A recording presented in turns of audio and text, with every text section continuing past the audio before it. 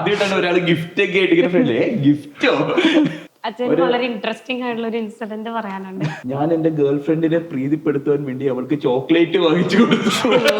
പിന്നെ ഫസ്റ്റ് സ്റ്റാൻഡേർഡിൽ നടന്ന സംഭവം എന്താന്ന് വെച്ച് കഴിഞ്ഞാൽ, ഇപ്പം ബിയിൽ പോണ ഇവൻ എന്തിനാ സീല് വന്ന് അത് ചോക്ലേറ്റും പിടിച്ചോണ്ട്. ഇപ്പൊ ഞാൻ ഇവന് പുറകെ പോയി.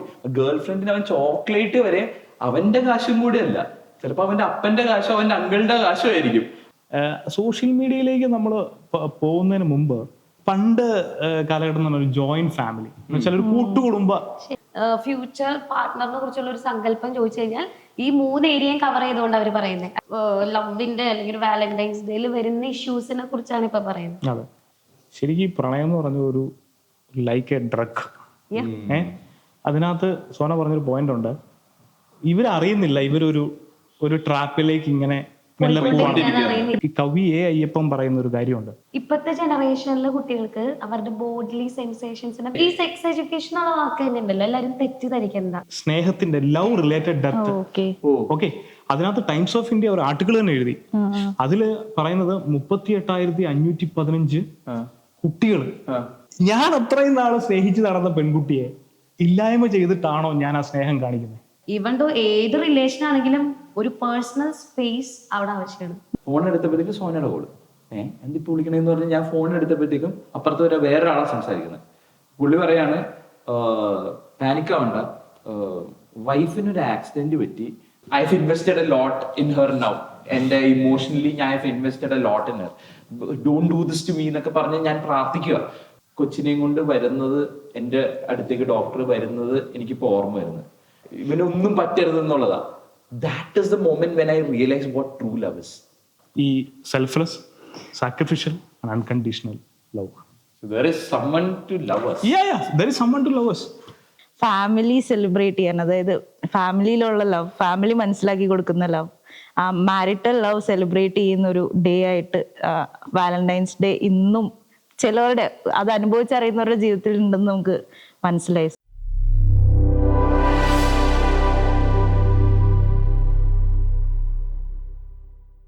Welcome back to Ultra Talks Valentine's Day special edition episode 2. കഴിഞ്ഞ എപ്പിസോഡ് ഞങ്ങൾ പറഞ്ഞിട്ടുണ്ടായിരുന്നു, ഞങ്ങൾ ആരും റിയൽ ലവ് എക്സ്പീരിയൻസ് ചെയ്തിട്ടില്ല. പക്ഷേ റിയൽ ലവ് എക്സ്പീരിയൻസ് ചെയ്തൊരു കപ്പിളിനെ ഞങ്ങൾ കൊണ്ടുവരും, അവരോട് നമുക്ക് റിയൽ ലവിനെ പറ്റി കൂടുതലായിട്ട് ചോദിക്കാമെന്ന്. And today we have a very beautiful couple, Sona and Jithin. Sona ചേച്ചി എറണാകുളത്തെ ഒരു കോളേജിൽ സൈക്കോളജി ബർത്തിന്റെ ഹെഡ് ഓഫ് ഡിപ്പാർട്ട്മെന്റ് ആണ്. ആൻഡ് ജിതിൻ ചേട്ടൻ എറണാകുളത്തെ ഒരു സ്കൂളിൽ മ്യൂസിക് ടീച്ചറാണ്. ദിസ് ഇസ് വിനീത് ചേട്ടൻ ട്രിവാൻഡ്രത്തെ ഒരു സോഷ്യൽ വർക്കറാണ്. ആൻഡ് ഞങ്ങളുടെയൊക്കെ ഒരു ഫ്രണ്ടുമാണ്. സോ നിങ്ങൾ പറയാം, നിങ്ങൾക്ക് വാലന്റൈൻസ് ഡേ എങ്ങനെയാണ്? നിങ്ങൾ കല്യാണം കഴിഞ്ഞ അതിന് മുമ്പ് ഒരു കാര്യം പറയാനുണ്ട്. ആൾത്തറ ടോക്സ് എന്ന് വെച്ചാൽ നന്നായിട്ടോ, കാരണം ശരിക്കും ആൾത്തറയുടെ അടിയിൽ വരാനത്ത് ഇഷ്ടംപോലെ ഓക്സിജൻ കിട്ടി ഭയങ്കര വിസ്ഡം ഒക്കെ വരുന്നൊക്കെ പറയുന്നത്. I can feel my wisdom already. Okay, നിങ്ങളുടെ വാലന്റൈൻസ് ഡേ അനുഭവങ്ങൾ എന്താ? ഞങ്ങളുടെ വാലന്റൈൻസ് ഡേ എന്ന് പറയുന്നത് ആദ്യത്തെ എപ്പത്തെയും അടിപൊളിയാണ്. ആദ്യത്തെ ഭയങ്കര എക്സൈറ്റ്മെന്റ് ആയിരിക്കുമല്ലോ, കല്യാണം കഴിഞ്ഞ പുതുമോടിയിലാണ് ഇരിക്കുന്നത്. അപ്പോൾ എന്ത് ചെയ്യണം, എന്ത് കൊടുക്കണം, എങ്ങനെ ഇംപ്രസീവ് ആക്കണം എന്നുള്ള കുറെ കാര്യങ്ങളാണ് നമ്മളതിൽ. അപ്പോൾ ഞാൻ എൻ്റെ കല്യാണം കഴിഞ്ഞ കുറെ ഫ്രണ്ട്സിനെ വിളിച്ചു. അതിൽ എൻ്റെ ബെസ്റ്റ് ഫ്രണ്ട് ആണ് എനിക്ക് കുറെ ഐഡിയാസ് ഒക്കെ ഷെയർ ചെയ്ത് തന്നെ. സോ എനിക്കാണെങ്കിൽ ആർട്ട് ചെയ്യാനും ക്രാഫ്റ്റിംഗ് ഒക്കെ ഭയങ്കര ഇഷ്ടം. അപ്പോൾ ഞാൻ അതിന് വേണ്ടിയുള്ള കുറേ ഐഡിയാസ് യൂട്യൂബും പിൻട്രസ്റ്റ് ഒക്കെ നോക്കി കണ്ടിട്ട് മനസ്സിലാക്കി. എന്നിട്ട് ഞാനൊരു പ്ലാനൊക്കെ ഉണ്ടാക്കി. എന്നിട്ട് ഞാനൊരു സ്ക്രാപ്പ് ബുക്ക് ഉണ്ടാക്കണം ഞങ്ങളുടെ ഫോട്ടോസൊക്കെ വെച്ചിട്ട്. സോ അതിന് ഒരു മിനിമം 1 വീക്കെങ്കിലും എടുക്കും ആ സാധനം സെറ്റ് ചെയ്യാനൊക്കെ ആയിട്ട്, അതൊക്കെ ഉണങ്ങിയൊക്കെ വരാനായിട്ട്. അപ്പോൾ ഹാർഡ് വർക്ക് കുറച്ചുണ്ട്, അത് നമ്മൾ വാലന്റൈൻസ് എഫേർട്ട് ഇടുന്നുണ്ട് അതിന്. പിന്നെ അച്ഛന് ചോക്ലേറ്റ് ഭയങ്കര ഇഷ്ടമാണ്. അപ്പോൾ ഞാൻ കുറേ ചോക്ലേറ്റ്സ്, ഫെററോ റോഷർ, ടോബ്ലറോൺ, ഹെർഷീസ്, ഇതെല്ലാം ഞാൻ മേടിച്ചു. പുള്ളിക്ക് ഇഷ്ടമുള്ളതെല്ലാം മേടിച്ചു. പിന്നെ ഡ്രസ്സ് മേടിച്ചു. ഇതെല്ലാം ആയിട്ട് ഞാൻ സർപ്രൈസ് ആയിട്ട് കൊടുക്കുവാണ്. ഹാപ്പി വാലന്റൈൻസ് ഡേ എന്ന് പറഞ്ഞാൽ രാവിലെ ഉറക്കത്തിൽ നിന്ന് എണീറ്റ് വന്നപ്പോഴത്തേക്ക് like happy Valentine's day wish ചെയ്ത് ഞാൻ കൊടുക്കുക ചെയ്തത്. സോ എന്നെ സംബന്ധിച്ച് വളരെ എക്സൈറ്റഡ് ആയിരുന്നു. It was also special to me. ചേട്ടന്റെ റിയാക്ഷൻ എങ്ങനെയായിരുന്നു? എന്റെ റിയാക്ഷൻ, I loved it. ആദ്യമായിട്ട് ഒരാള് ആദ്യമേ എന്നെ രാവിലെ വിളിച്ചെണീപ്പിച്ച് ഗിഫ്റ്റ് ഒക്കെ തരുന്നത്. ഞാൻ എന്റെ ജീവിതത്തിൽ രാവിലെ എണീറ്റ് ഗിഫ്റ്റ് ഇതുവരെ കിട്ടിയിട്ടില്ല. രാവിലെ എഴുന്നേക്കണ തന്നെ ഞാൻ വീട്ടില് അമ്മച്ചി എന്നെ എണീക്കണം അങ്ങനെ എണീക്കണം. ആദ്യമായിട്ടാണ് ഒരാൾ ഗിഫ്റ്റ് ഒക്കെ ആയിട്ട് ഇങ്ങനെ ഫ്രണ്ട് ഗിഫ്റ്റോ. എനിക്ക് സർപ്രൈസസ് കൊടുക്കാൻ ഭയങ്കര ഇഷ്ടമാണ്. അപ്പൊ ഇതുവരെ ജിതിന് അങ്ങനെ ഒരു വാലന്റൈൻസ് ഡേ ഗിഫ്റ്റ് വേറെ ആരും തന്നിട്ടില്ല, അങ്ങനെയാണോ പറഞ്ഞു വരുന്നത്? എനിക്ക് തന്നിട്ടില്ല. ഞങ്ങള് പറഞ്ഞത് ഞങ്ങള് ഫസ്റ്റ് എപ്പിസോഡ് കണ്ടായിരുന്നു. നിങ്ങള് അത് ഞാൻ കണ്ടായിരുന്നു. ഞാൻ കണ്ടില്ല കേട്ടോ. ഫസ്റ്റ് എപ്പിസോഡിൽ ഞങ്ങൾ ഞങ്ങളുടെ സ്കൂളിലെയും കോളേജിലെ കാര്യങ്ങൾ പറഞ്ഞു. ഇപ്പൊ നിങ്ങളാണെങ്കിൽ ഇപ്പൊ ക്യാമ്പസിൽ ഉള്ള ആൾക്കാരാണ്. ഇപ്പത്തെ ക്യാമ്പസിലെ വിശേഷങ്ങളൊക്കെ എന്താ? നിങ്ങളെ ഇപ്പോഴത്തെ ക്യാമ്പസ് നമ്മുടെ ടൈമായിട്ട് വളരെ വ്യത്യാസമുണ്ട്. ഇപ്പോഴത്തെ ക്യാമ്പസിന്റെ ഓരോ ചലനം പോലും, അതായത് ക്യാമ്പസ് എന്നല്ല, ഇപ്പൊ നമ്മൾ ഏറ്റവും 1ാം ക്ലാസ് എടുക്കുവാണെങ്കിൽ തന്നെ നമ്മുടെ കാലമായിട്ട് ഭയങ്കര വ്യത്യാസമാണ്. അച്ഛൻ വളരെ ഇൻട്രസ്റ്റിംഗ് ആയിട്ടുള്ള ഒരു ഇൻസിഡന്റ് പറയാനുണ്ട്. ഇൻസിഡന്റ് പറയുന്നതിന് മുമ്പ് ഒരു കാര്യം പറയാം. ഒരു മലയാളം ടീച്ചർ ഞാൻ സ്റ്റാഫ് റൂമിൽ ചെന്നപ്പോഴത്തേക്കും ഭയങ്കര ചിന്താകുലിയായിട്ടിരിക്കുക. അപ്പൊ ഞാൻ മിസ്സിന്റെ അടുത്ത് നിന്നിട്ട് ചോദിച്ചു, മിസ് എന്താ മിസ് ഇങ്ങനെ ഇരിക്കണേന്ന് ചോദിച്ചു. മിസ് ഇങ്ങനെ നിന്നിട്ട് എന്നെ ഇതല്ല ജിതിന് ഞാനേ വാക്യത്തിൽ പ്രയോഗിക്കുക ചോദിച്ചു കഴിഞ്ഞാൽ ജിതിന് പറയാൻ പറ്റുമോ? ആദ്യം ഇത് പകച്ചുപോയി. കാരണം സ്കൂളില് നമ്മളിത് ചെയ്ത് പിന്നെ മലയാളം പിന്നെ വാക്യത്തിൽ പ്രയോഗിക്കുക എന്നൊക്കെ നമ്മൾ ഇപ്പഴാ വീണ്ടും മിസ് എന്നോട് ചോദിക്കണം. അതൊരു ടീച്ചർ ചോദിക്കണം. ഞാൻ ടീച്ചറാണെങ്കിലും ഞാനൊന്ന് പകച്ചു. എന്നിട്ട് ഞാൻ പറഞ്ഞു, മിസ് കുഴപ്പമില്ല, മിസ് എന്നോട് ചോദിച്ചോളാം പറഞ്ഞു. അപ്പൊ മിസ് എന്റെ അടുത്ത് പറഞ്ഞു, പ്രീതിപ്പെടുത്തുക ജിതിനൊന്ന് വാക്യത്തിൽ പ്രയോഗിക്കുമെന്ന് ചോദിച്ചു. ഞാൻ പറഞ്ഞു, അതിനെന്താ മിസ്സേ? ഞാൻ പറഞ്ഞു, എന്റെ ഭാര്യയെ പ്രീതിപ്പെടുത്താൻ വേണ്ടി ഞാൻ എന്റെ തുണികളൊക്കെ വെക്കേണ്ട സ്ഥലത്ത് കൊണ്ടുപോയി ഞാൻ വെച്ചു. അതിനിപ്പോ എന്താ, കുഴപ്പമില്ലല്ലോ, കറക്റ്റ് അല്ലേ ചോദിച്ചു. തന്നെ ആ കറക്റ്റാ. എന്താ പറയുക, ഇവിടുത്തെ ഈ കൊച്ചി എഴുതിക്കണോ 6ാം ക്ലാസ്സിലെ പേപ്പർ കറക്റ്റ് ചെയ്തോണ്ടിരിക്കുക മിസ്. അപ്പൊ മിസ് എന്നോട് പറയാ, ഈ കൊച്ചി എഴുതി വെച്ചേക്കണ എന്താണെന്നറിയോ? ഞാൻ എന്റെ ഗേൾ ഫ്രണ്ടിനെ പ്രീതിപ്പെടുത്താൻ വേണ്ടി അവൾക്ക് ചോക്ലേറ്റ് വാങ്ങിച്ചു കൊടുത്തു. ഈ 6ാം ക്ലാസ്സിലുള്ള പിള്ളേരൊക്കെ ചിന്തിക്കുന്ന ചിന്ത നോക്ക്. ഞാൻ എന്താ ചിന്തിച്ചോണ്ടിരുന്ന 6ാം ക്ലാസ്സിലൊക്കെ ആയിരുന്നപ്പോഴത്തേക്ക് എന്റെ ഫ്രണ്ടിന് അതുപോലത്തെ ഒരു ഹെയർ ബാൻഡ് ഉണ്ട്, എനിക്ക് അങ്ങനത്തെ ഹെയർ ബാൻഡ് വേണം, അല്ലെങ്കിൽ ഇതുപോലത്തെ പെൻസിൽ വേണം, കളർഫുൾ ആയിട്ടുള്ള ബോക്സ് ഉണ്ട്, നമ്മുടെ മറ്റേ കളിക്കുന്നൊക്കെ ബോക്സ് ഇല്ലേ. ഇപ്പത്തെ പിള്ളേര് നമ്മളപ്പോ പഴയതാന്ന് പറഞ്ഞു ചിന്തിച്ചാലും ആൻസർ പേപ്പറിൽ എഴുതില്ല. ഇല്ല, ചിന്തിക്കും, പക്ഷെ ആൻസർ പേപ്പറിൽ അത് മാത്രമല്ല, നമ്മൾ ഈ പരീക്ഷ എന്ന് പറഞ്ഞാൽ അത് എത്ര ടെൻഷൻ പിടിച്ചിരിക്കുന്നത്. അപ്പൊ നമ്മൾ ഗവൺമെന്റിനെ കുറിച്ച് പോയിട്ട് സമയത്തെങ്കിലും ഒന്ന് മാർക്ക് ഒപ്പിച്ചു കിട്ടാനോ. നമ്മുടെ തലയിൽ ആൻസർ പേപ്പർ ചെയ്ത പപ്പയുടെ തല്ല് കിട്ടുമോ, ടീച്ചറിന്റെ തല്ല് കിട്ടുമോ, ഇതായിരിക്കും. അമ്മേനെ സ്കൂളിൽ വിളിപ്പിക്കോ ഇതായിരിക്കും നമ്മുടെ തലയിൽ എങ്ങനെയും പാസ് ആവണം എന്നുള്ളതൊക്കെ. അതെ, പക്ഷെ ഇവര് ആ സമയത്തും അതാ ഞാൻ പറഞ്ഞ, ഈ നമ്മുടെ തോട്ട് പ്രോസസ്സിങ് ഇവരുടെ തോട്ട് പ്രോസസ്സിങ് ഒക്കെ വളരെ വ്യത്യാസമുണ്ട്. പിന്നെ ഫസ്റ്റ് സ്റ്റാൻഡേർഡിൽ നടന്ന സംഭവം എന്താന്ന് വെച്ച് കഴിഞ്ഞാൽ, ഇപ്പോഴത്തെ പിള്ളേർക്ക് ഈ ഡിസിപ്ലിന് വളരെ കുറവാ. ഒന്നാമത് എന്താണ്, പിള്ളേര് ഭയങ്കരമായിട്ട് ഈ സോഷ്യൽ മീഡിയ ഇൻഫ്ലുവൻസ് ഒക്കെ പിള്ളേർക്ക് ഉണ്ട്. അപ്പം പ്രശ്നം എന്താന്ന് വെച്ച് കഴിഞ്ഞാൽ, ബ്രേക്ക് കഴിഞ്ഞിട്ടുള്ള ബെല്ലടിച്ചു കഴിഞ്ഞാൽ ആരും ക്ലാസ്സിൽ കയറത്തില്ല. ചിലവന്മാർ ഓടും ടോയ്ലറ്റിലേക്ക്. 1ാം ക്ലാസ്സിൽ എന്നെ ക്ലാസ് കട്ടിംഗ് ഒക്കെ. 1ാം ക്ലാസ്സിലെ സംഭവം പറയണത്. 1ാം ക്ലാസ്സിൽ ഇവര് ടോയ്ലറ്റിൽ പോയിരിക്കും. അത് കഴിഞ്ഞിട്ട് നമ്മൾ ക്ലാസ് എടുത്ത് 15 മിനിറ്റ് കഴിയുമ്പോഴേക്കും വന്നത്, ഇവരുടെ ആടിപ്പാടിയൊക്കെ വന്നത്. അപ്പൊ ഈ സംഭവം എന്താന്ന് വെച്ച് കഴിഞ്ഞാൽ, ഞാനപ്പോ 1ാം ക്ലാസ്സിൽ ഇങ്ങനെ പെട്രോൾ ചെയ്യാൻ നേരത്ത് അതെ, പെട്രോൾ ചെയ്യാനത്ത് ഒരു എന്താണ് Feb 14th ടൈം തന്നെ കേട്ടോ ആ ദിവസം. അപ്പൊ ഞാൻ 1B ഡിവിഷൻ പറഞ്ഞാലേ ഞങ്ങൾക്ക് കാര്യം മനസ്സിലാവും. 1Bയുടെ ഫ്രണ്ടിൽ കൂടെ പോയിട്ട് 1Cയുടെ അങ്ങോട്ട് പോകാൻ നേരത്ത് 1Cയുടെ ഫ്രണ്ടിൽ ഒരുത്തൻ ഒന്ന് പരിങ്ങുക. ഇങ്ങനെ ഡോറിന്റെ അവിടെ നിന്ന് ഭയങ്കര പരിങ്ങില്, ഉള്ളിലേക്ക് നോക്കുന്നു പുള്ളി ഭയങ്കര പരിങ്ങലൊക്കെ. അപ്പൊ ഞാൻ പുറകെ കൂടെ പോയി ചെന്നിട്ട് വാട്ടർ ഇടുകയായിരുന്നു. അപ്പൊ പുള്ളി ഒരു ഞെട്ടലോടുകൂടെ ഇങ്ങനെ തിരിഞ്ഞിട്ട് സാർ നത്തിങ് എന്നൊക്കെ പറഞ്ഞു. പുള്ളി അവിടെ നിന്ന് എന്നാണ് അലിഞ്ഞ അച്ചാറായി പോവാന്ന് പറയില്ലേ, ആ ഒരു അവസ്ഥയിൽ പുള്ളി അവിടെ നിൽക്കുക. അപ്പൊ പുള്ളി കുറെ നേരം ഞാൻ ചോദിച്ചു കഴിഞ്ഞപ്പോഴത്തേക്കും പുള്ളി എന്തോ ഒളിക്കണ പോലെ എനിക്ക് തോന്നി. കൈ ഇങ്ങനെ പുറകിൽ, ഒരു കൈ പുറകിലേക്കാണ്. അപ്പൊ ഞാനിങ്ങനെ പതുക്കെ കൈയിട്ട് നോക്കിയപ്പോൾ പുള്ളിക്ക് മനസ്സിലായി ഞാൻ കയ്യിൽ നോക്കണ്ടെന്ന് മനസ്സിലായി. ഉടനെ തന്നെ പുള്ളി കൈ പുറകിന്നെടുത്ത് sir chocolate for you sir എന്ന് പറയും. അപ്പൊ ഞാൻ അത് കണ്ടപ്പോ തന്നെ എന്റെ എല്ലാം പോയി. താങ്ക് യു എന്ന് പറഞ്ഞ ചോക്ലേറ്റ് വാങ്ങിച്ചു.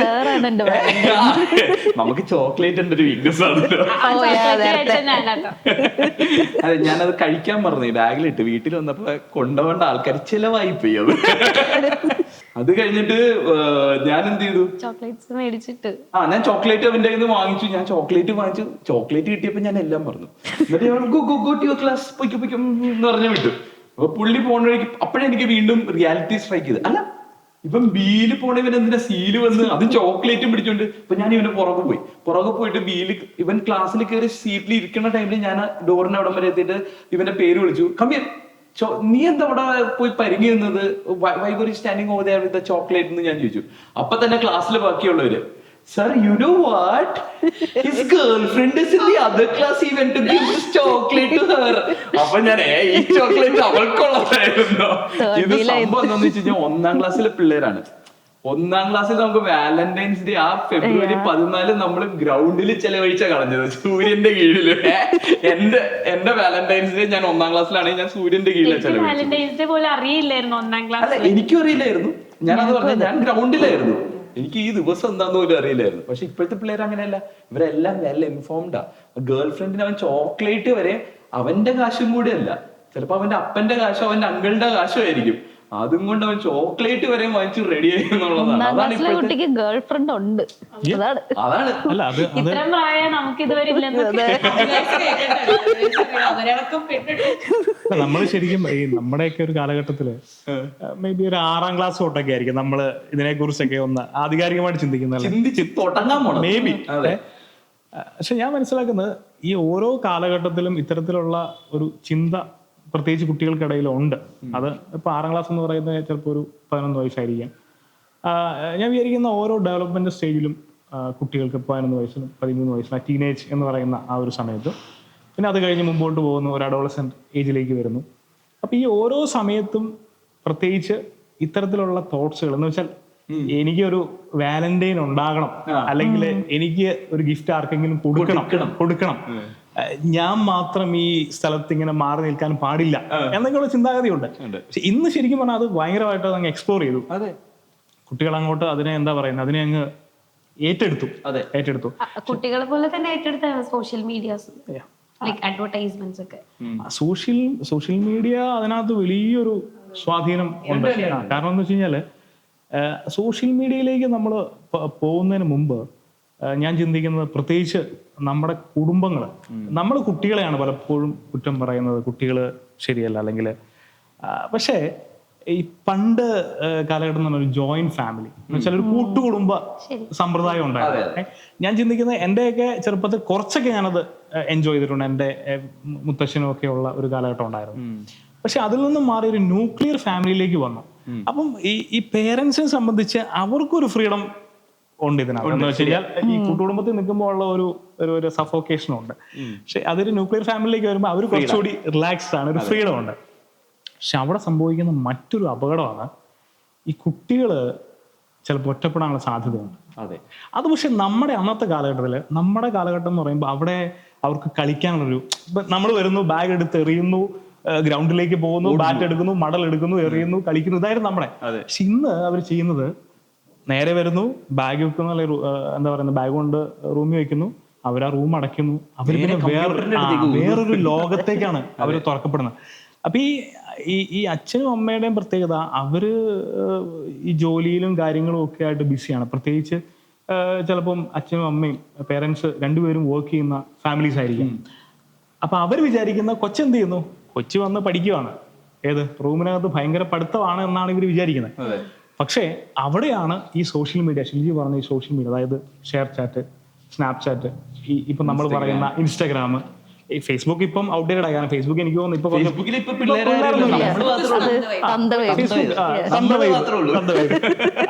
അതുപോലെ ഇപ്പം മോഡേൺ സാധനങ്ങൾ, അതായത് ഇപ്പം നമ്മൾ നോക്കുവാണെങ്കിൽ പല മോഡേൺ ടെലഗ്രാം പോലുള്ള സാധനങ്ങൾ പിള്ളേര് തന്നെ അവരുടേതായ ഒരു സാധനങ്ങൾ ഉണ്ടാക്കിയിട്ടുണ്ട്. അപ്പം ശരിക്കും ഈ ഒരു സ്വാധീനം അവർ ഭയങ്കരമായിട്ട് അവരിലേക്ക് ഈ ഒരു ലോകത്തെ തുറന്നു കൊടുത്തു. അത് ഇപ്പം ഇത് ഭയങ്കരമായിട്ട് ഡെവലപ്പ് ആവാണല്ലോ. മെറ്റ വന്നതോടുകൂടെ ഇപ്പൊ നമുക്കൊരു VR ഉണ്ടെങ്കിൽ നമ്മൾ ആ ലോകത്താ, വെർച്വലി നമ്മൾ അവിടെയാ. ഇപ്പൊ ഇനി വരാൻ പോകുന്ന തലമുറ ശരിക്കും എനിക്ക് തോന്നുന്നു റിയൽ വേൾഡില് ഇൻവോൾവ്മെന്റ് കുറവായിരിക്കും എനിക്ക് തോന്നുന്നത്. അല്ല, അത് ഈ വെർച്വൽ ഫ്രണ്ട്സ് എന്ന് പറയുന്നത് അവർ ആക്ച്വലി റിയൽ ഫ്രണ്ട്സ് അല്ല. പക്ഷേ ഇവർ ഈ വെർച്വൽ ഫ്രണ്ട്സിനെ റിയൽ ഫ്രണ്ട്സ് ആയിട്ട് അങ്ങ് എന്താ പറയുന്നത്, അങ്ങ് ചേർത്ത് പിടിക്കുവാണ്. പക്ഷെ ആ ഒരു ഡിറ്റാച്ച്മെന്റ് ഉണ്ടല്ലോ, ഏതെങ്കിലും സമയത്തുണ്ടാകുന്ന ഡിറ്റാച്ച്മെന്റ് അവരെ അത് ഭയങ്കരമായിട്ട് ഹേർട്ട് ചെയ്യും. 2, ഈ വെർച്വൽ ഫ്രണ്ട്സിന്റെ ഒരു ഇമോഷണൽ കണക്ഷൻ എന്ന് പറയുന്നത് വളരെ ഭയങ്കര ലോ ആണ്. പക്ഷെ അങ്ങനെ ഒരു കണക്ഷൻ ഇല്ല. കാരണം ഇവനെ എവിടെയോ വെച്ച് കണ്ടു, ഇവനായിട്ട് ഒരു ബന്ധമില്ല. പക്ഷെ ഞാൻ ഇതിനെ കുറിച്ചിട്ടേ പറയുന്നതെല്ലാം കറക്റ്റ് ആണ്. ഞാനൊരു സ്റ്റഡി വായിച്ചിരുന്നു. ഇപ്പൊ റീസെന്റ് ഒരു ബുക്കിൽ വായിച്ചതാണ്. ഈ ഇപ്പൊ നടക്കുന്ന മാരേജസിൽ ഒരു 95% ആൾക്കാരും മാരേജിലേക്ക് വരെ തന്നെ റിലേഷൻഷിപ്പ് നോക്കി കഴിഞ്ഞാലും അവർ ഫസ്റ്റ് മീറ്റ് ചെയ്യുന്നത് വിർച്വൽ വേൾഡ്, അതായത് സോഷ്യൽ മീഡിയ പ്ലാറ്റ്ഫോമിൽ കൂടെ മീറ്റ് ചെയ്തിരിക്കുന്നതാണ്. പിന്നീട് അത് എനിക്ക് ഡൈവോഴ്സോ സെപ്പറേഷൻ്റെ ഉള്ളതിലേക്ക് എത്തുന്നുണ്ട്. പക്ഷെ ഇപ്പൊ ദ ജനറേഷൻ 95% സ്റ്റാർട്ട് ചെയ്യുന്നതും റിലേഷൻഷിപ്പ് സ്റ്റാർട്ട് ചെയ്യുന്നത് സോഷ്യൽ മീഡിയാസിൽ.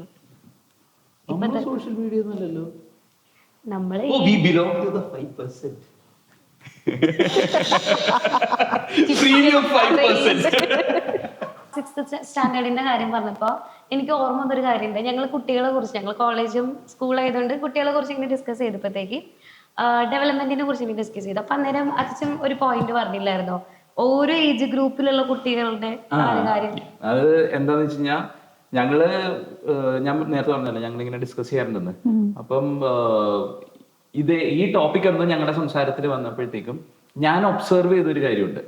അതായത് ഈ ചെറിയ പിള്ളേര്, ഞാൻ പറഞ്ഞു ഫസ്റ്റ് സ്റ്റാൻഡേർഡിലെ കുട്ടീനെയൊക്കെ കണ്ട് ഞാൻ അതേപോലെ എല്ലാ ക്ലാസ്സായിട്ടും എല്ലാ ക്ലാസ്സിലെ പിള്ളേരായിട്ടും ഞാൻ മിങ്കിൾ ചെയ്യുന്നുണ്ട്, ക്ലാസ് എടുക്കുന്നുണ്ട്.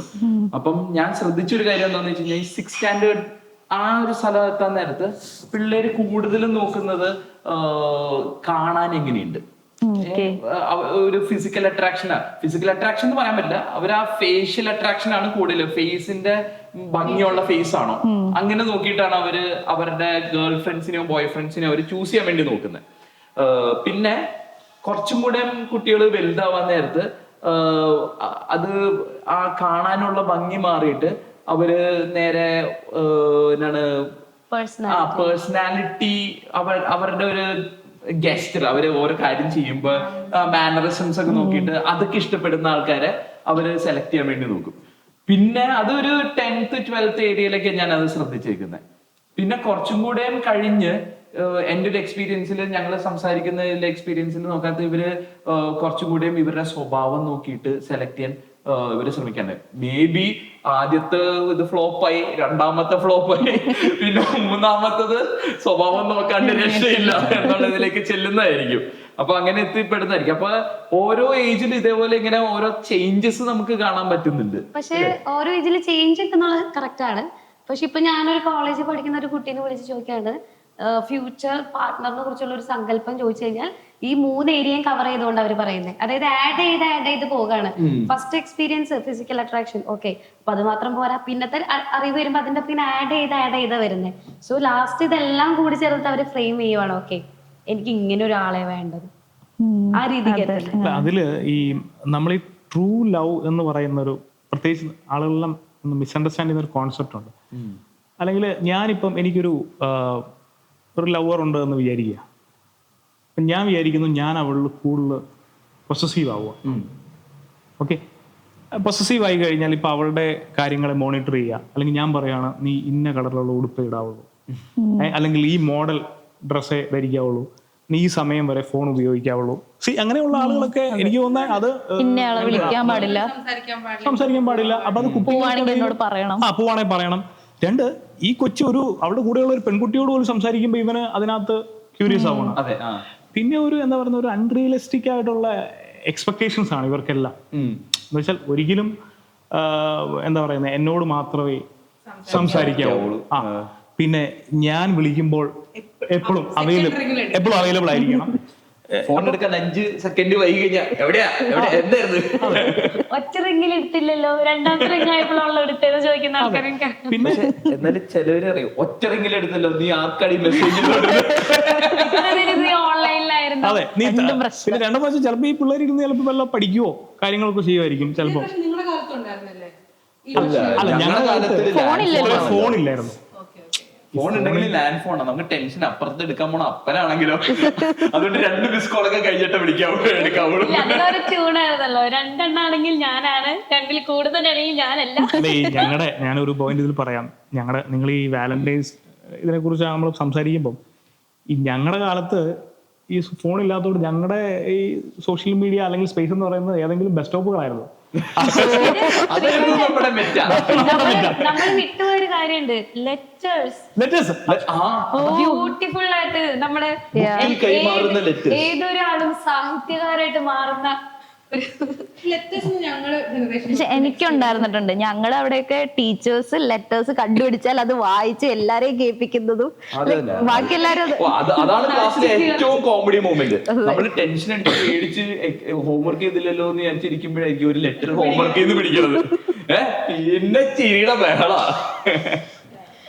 അപ്പം അതാ പറഞ്ഞു, ഇത്തരത്തിലുള്ള ചില തെറ്റായ കാര്യങ്ങളാണ്, അതായത് ഇതൊക്കെയാണ് എൻ്റെ യഥാർത്ഥ പ്രണയിനി അല്ലെങ്കിൽ ആ ആള് കാണിക്കേണ്ടെന്നുള്ള. വിനീതേട്ടൻ ഇപ്പോ അതായത് ഒരു ലവിന്റെ അല്ലെങ്കിൽ ഒരു വാലന്റൈൻസ് ഡേയിൽ വരുന്ന ഇഷ്യൂസിനെ കുറിച്ചാണ് ഇപ്പൊ പറയുന്നത്. അതെ, പ്യുവർ ലവ് എന്നുള്ള കോൺസെപ്റ്റ്. അതിൽ എനിക്ക് ആഡ് ചെയ്യാൻ തോന്നിയ കാര്യം നേരത്തെ പറഞ്ഞല്ലോ, കൺട്രോൾ ചെയ്യുന്ന ഒരു ബിഹേവിയർ, കൈൻഡ് ഓഫ് പോസസീവ്നെസ്.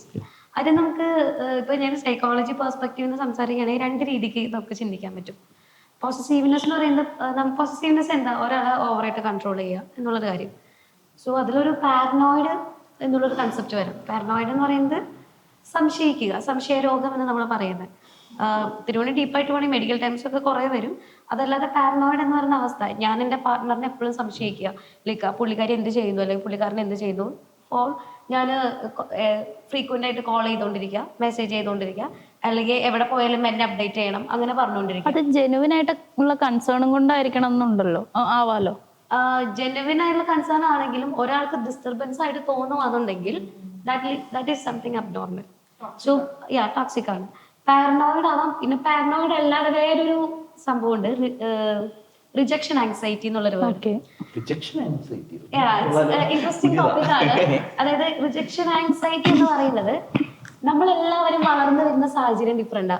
നമ്മുടെ പാരന്റ്സ് ഡിഫറെന്റ് ആയതുകൊണ്ടും എല്ലാ ഇൻഡിവിജ്വൽസും യൂണീക്ക് ആയതുകൊണ്ടും നമുക്ക് കിട്ടുന്ന പാരന്റൽ സ്റ്റൈൽ അല്ലെങ്കിൽ ഫാമിലി എൻവയോൺമെന്റ് ഇസ് ഡിഫറെന്റ്.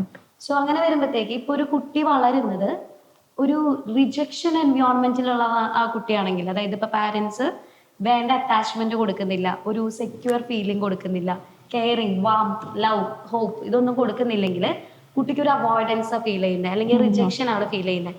ഇങ്ങനത്തെ കുട്ടീനെ സംബന്ധിച്ച് ആ കുട്ടി ഒരു അഡൾട്ട് ആകുമ്പോഴത്തേക്ക് അല്ലെങ്കിൽ ഒരു അഡോളസന്റ് കാറ്റഗറി മുതൽ ആ ഒരു ഏജ് മുതൽ റിലേഷൻഷിപ്പ് സ്റ്റാർട്ട് ചെയ്യുമ്പോഴത്തേക്ക് ഇത് അവരുടെ ലൈഫിനെ തന്നെ കാർന്നു തിന്നുക എന്ന് പറയില്ലേ, ക്യാൻസർ പോലെ വരും. അതായത് അവരാരായിട്ടുള്ള റിലേഷൻഷിപ്പ് തുടങ്ങാൻ ആഗ്രഹിക്കുന്നത് അവരുടെ കാര്യത്തിൽ ഈ സെയിം പ്രശ്നം അവരെ അലട്ടും. അതായത് ഇന്ന ആളെ എന്നെ റിജക്ട് ചെയ്ത് പോകാൻ സാധ്യതയുണ്ടോ, അല്ലെങ്കിൽ ഇന്ന ആളെ എന്നെ ഉപേക്ഷിക്കോ, അല്ലെങ്കിൽ ഞാൻ ഇങ്ങനെ ചെയ്യുന്നത് അവർക്ക് ഇഷ്ടപ്പെടുന്നില്ലേ. ഇതും കൈൻഡ് ഓഫ് പോസസീവ്നെസ്സിലേക്ക് ലീഡ് ചെയ്യും. പോസസീവ്നെസ് എന്ന് വെച്ച് കഴിഞ്ഞാൽ ഇവിടെ വരുന്നത് ഫ്രീക്വന്റ് ആയിട്ട് കോൾ ചെയ്ത് നീ എന്താ ചെയ്യണേ, എന്നെ വിളിച്ചറിയിക്കണം കേട്ടോ, എന്നെ വിളിച്ച് പറയണം കേട്ടോ, എന്നോട് പറഞ്ഞിട്ടേ പോകാവുള്ളൂ കേട്ടോ. സോ പാരനോയിഡ് ആയുള്ള പോസസീവ്നെസ് വേറെ ഉണ്ട്. പക്ഷെ റിജക്ഷൻ ആങ്സൈറ്റി മൂലം വരുന്ന പോസസീവ്നെസ് വേറെ. അതൊരു ട്രിഗറിംഗ് ഫാക്ടറാണ് നമുക്ക് പറയാം. പക്ഷെ ഈ 2 കേസിലാണെങ്കിലും രണ്ടും ടോക്സിക് ആണ്.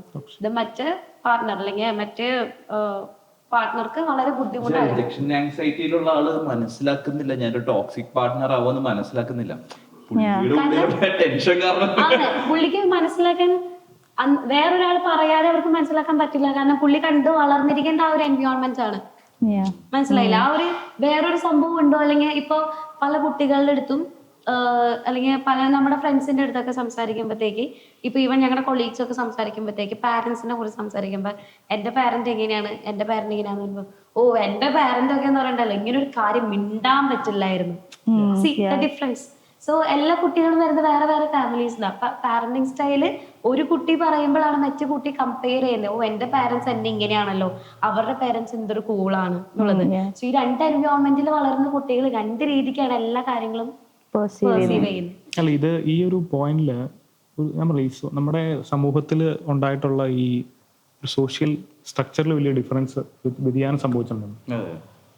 അപ്പൊ അതില് പ്രത്യേകിച്ച് പല കുടുംബങ്ങളിലും അമ്മമാര് വീടുകളിലില്ല എന്ന് പറഞ്ഞാല് അവര് ശരിയാണ്, അവരുടേതായ സാമ്പത്തികമായിട്ടുള്ള ഉന്നമനത്തിന് വേണ്ടി അല്ലെങ്കിൽ ആവശ്യങ്ങൾക്ക് വേണ്ടി അവർ പല വിദേശ രാജ്യങ്ങളിൽ പോയിട്ട് ജോലി ചെയ്യേണ്ടതായിട്ട് വന്നു. അപ്പോൾ റീസെൻ്റ്ലി ഞാൻ സംസാരിച്ച ഒരു വളരെ വളരെ ഒരു ക്രിട്ടിക്കലായിട്ടൊരു കേസ്, ആ പെൺകുട്ടി ഒരു തെറ്റായ റിലേഷൻഷിപ്പിൽ, കുട്ടി 15 വയസ്സേ ഉള്ളൂ, ആ റിലേഷൻഷിപ്പിൽ പെട്ടു.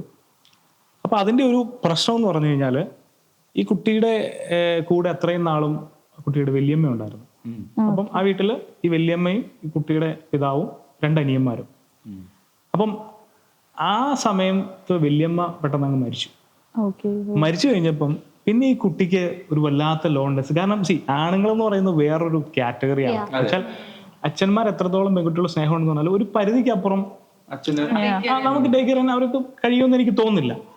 അങ്ങനെ ഈ കുട്ടിക്ക് ഉണ്ടായ ഒരു എന്താ പറയുന്ന ഒരു ഏകാന്തത, അവൾ ശരിക്കും പറഞ്ഞാൽ ഒരാൾ എൻ്റെ ലൈഫിൽ വേണം എന്നുള്ളൊരു മെന്റാലിറ്റിയിലേക്ക്, അത് വേറൊന്നിനും വേണ്ടിയായിരുന്നില്ല, അറ്റ്ലീസ്റ്റ് ഒന്ന് സംസാരിക്കണം, എനിക്ക് ആരോടെങ്കിലും ഒന്ന് സംസാരിക്കണം, എന്നെ സ്നേഹിക്കുന്ന ആരെങ്കിലും ഉണ്ടാവണം. അതിന് ഒരു റീസൺ എന്ന് വെച്ചാൽ ഒരുപക്ഷെ ആ കുട്ടിക്കുണ്ടായ ആ കുട്ടിയുടെ കൂടെയുള്ള ഒരു പിയർ പ്രഷർ, അതായത് കൂടെയുള്ള ആളുകൾക്കിടയിലുള്ള അല്ലെങ്കിൽ മറ്റു കുട്ടികൾ ബിസിയാണ്, സംസാരിക്കുന്നു, ഇവൾക്ക് ആരും സംസാരിക്കാനില്ല.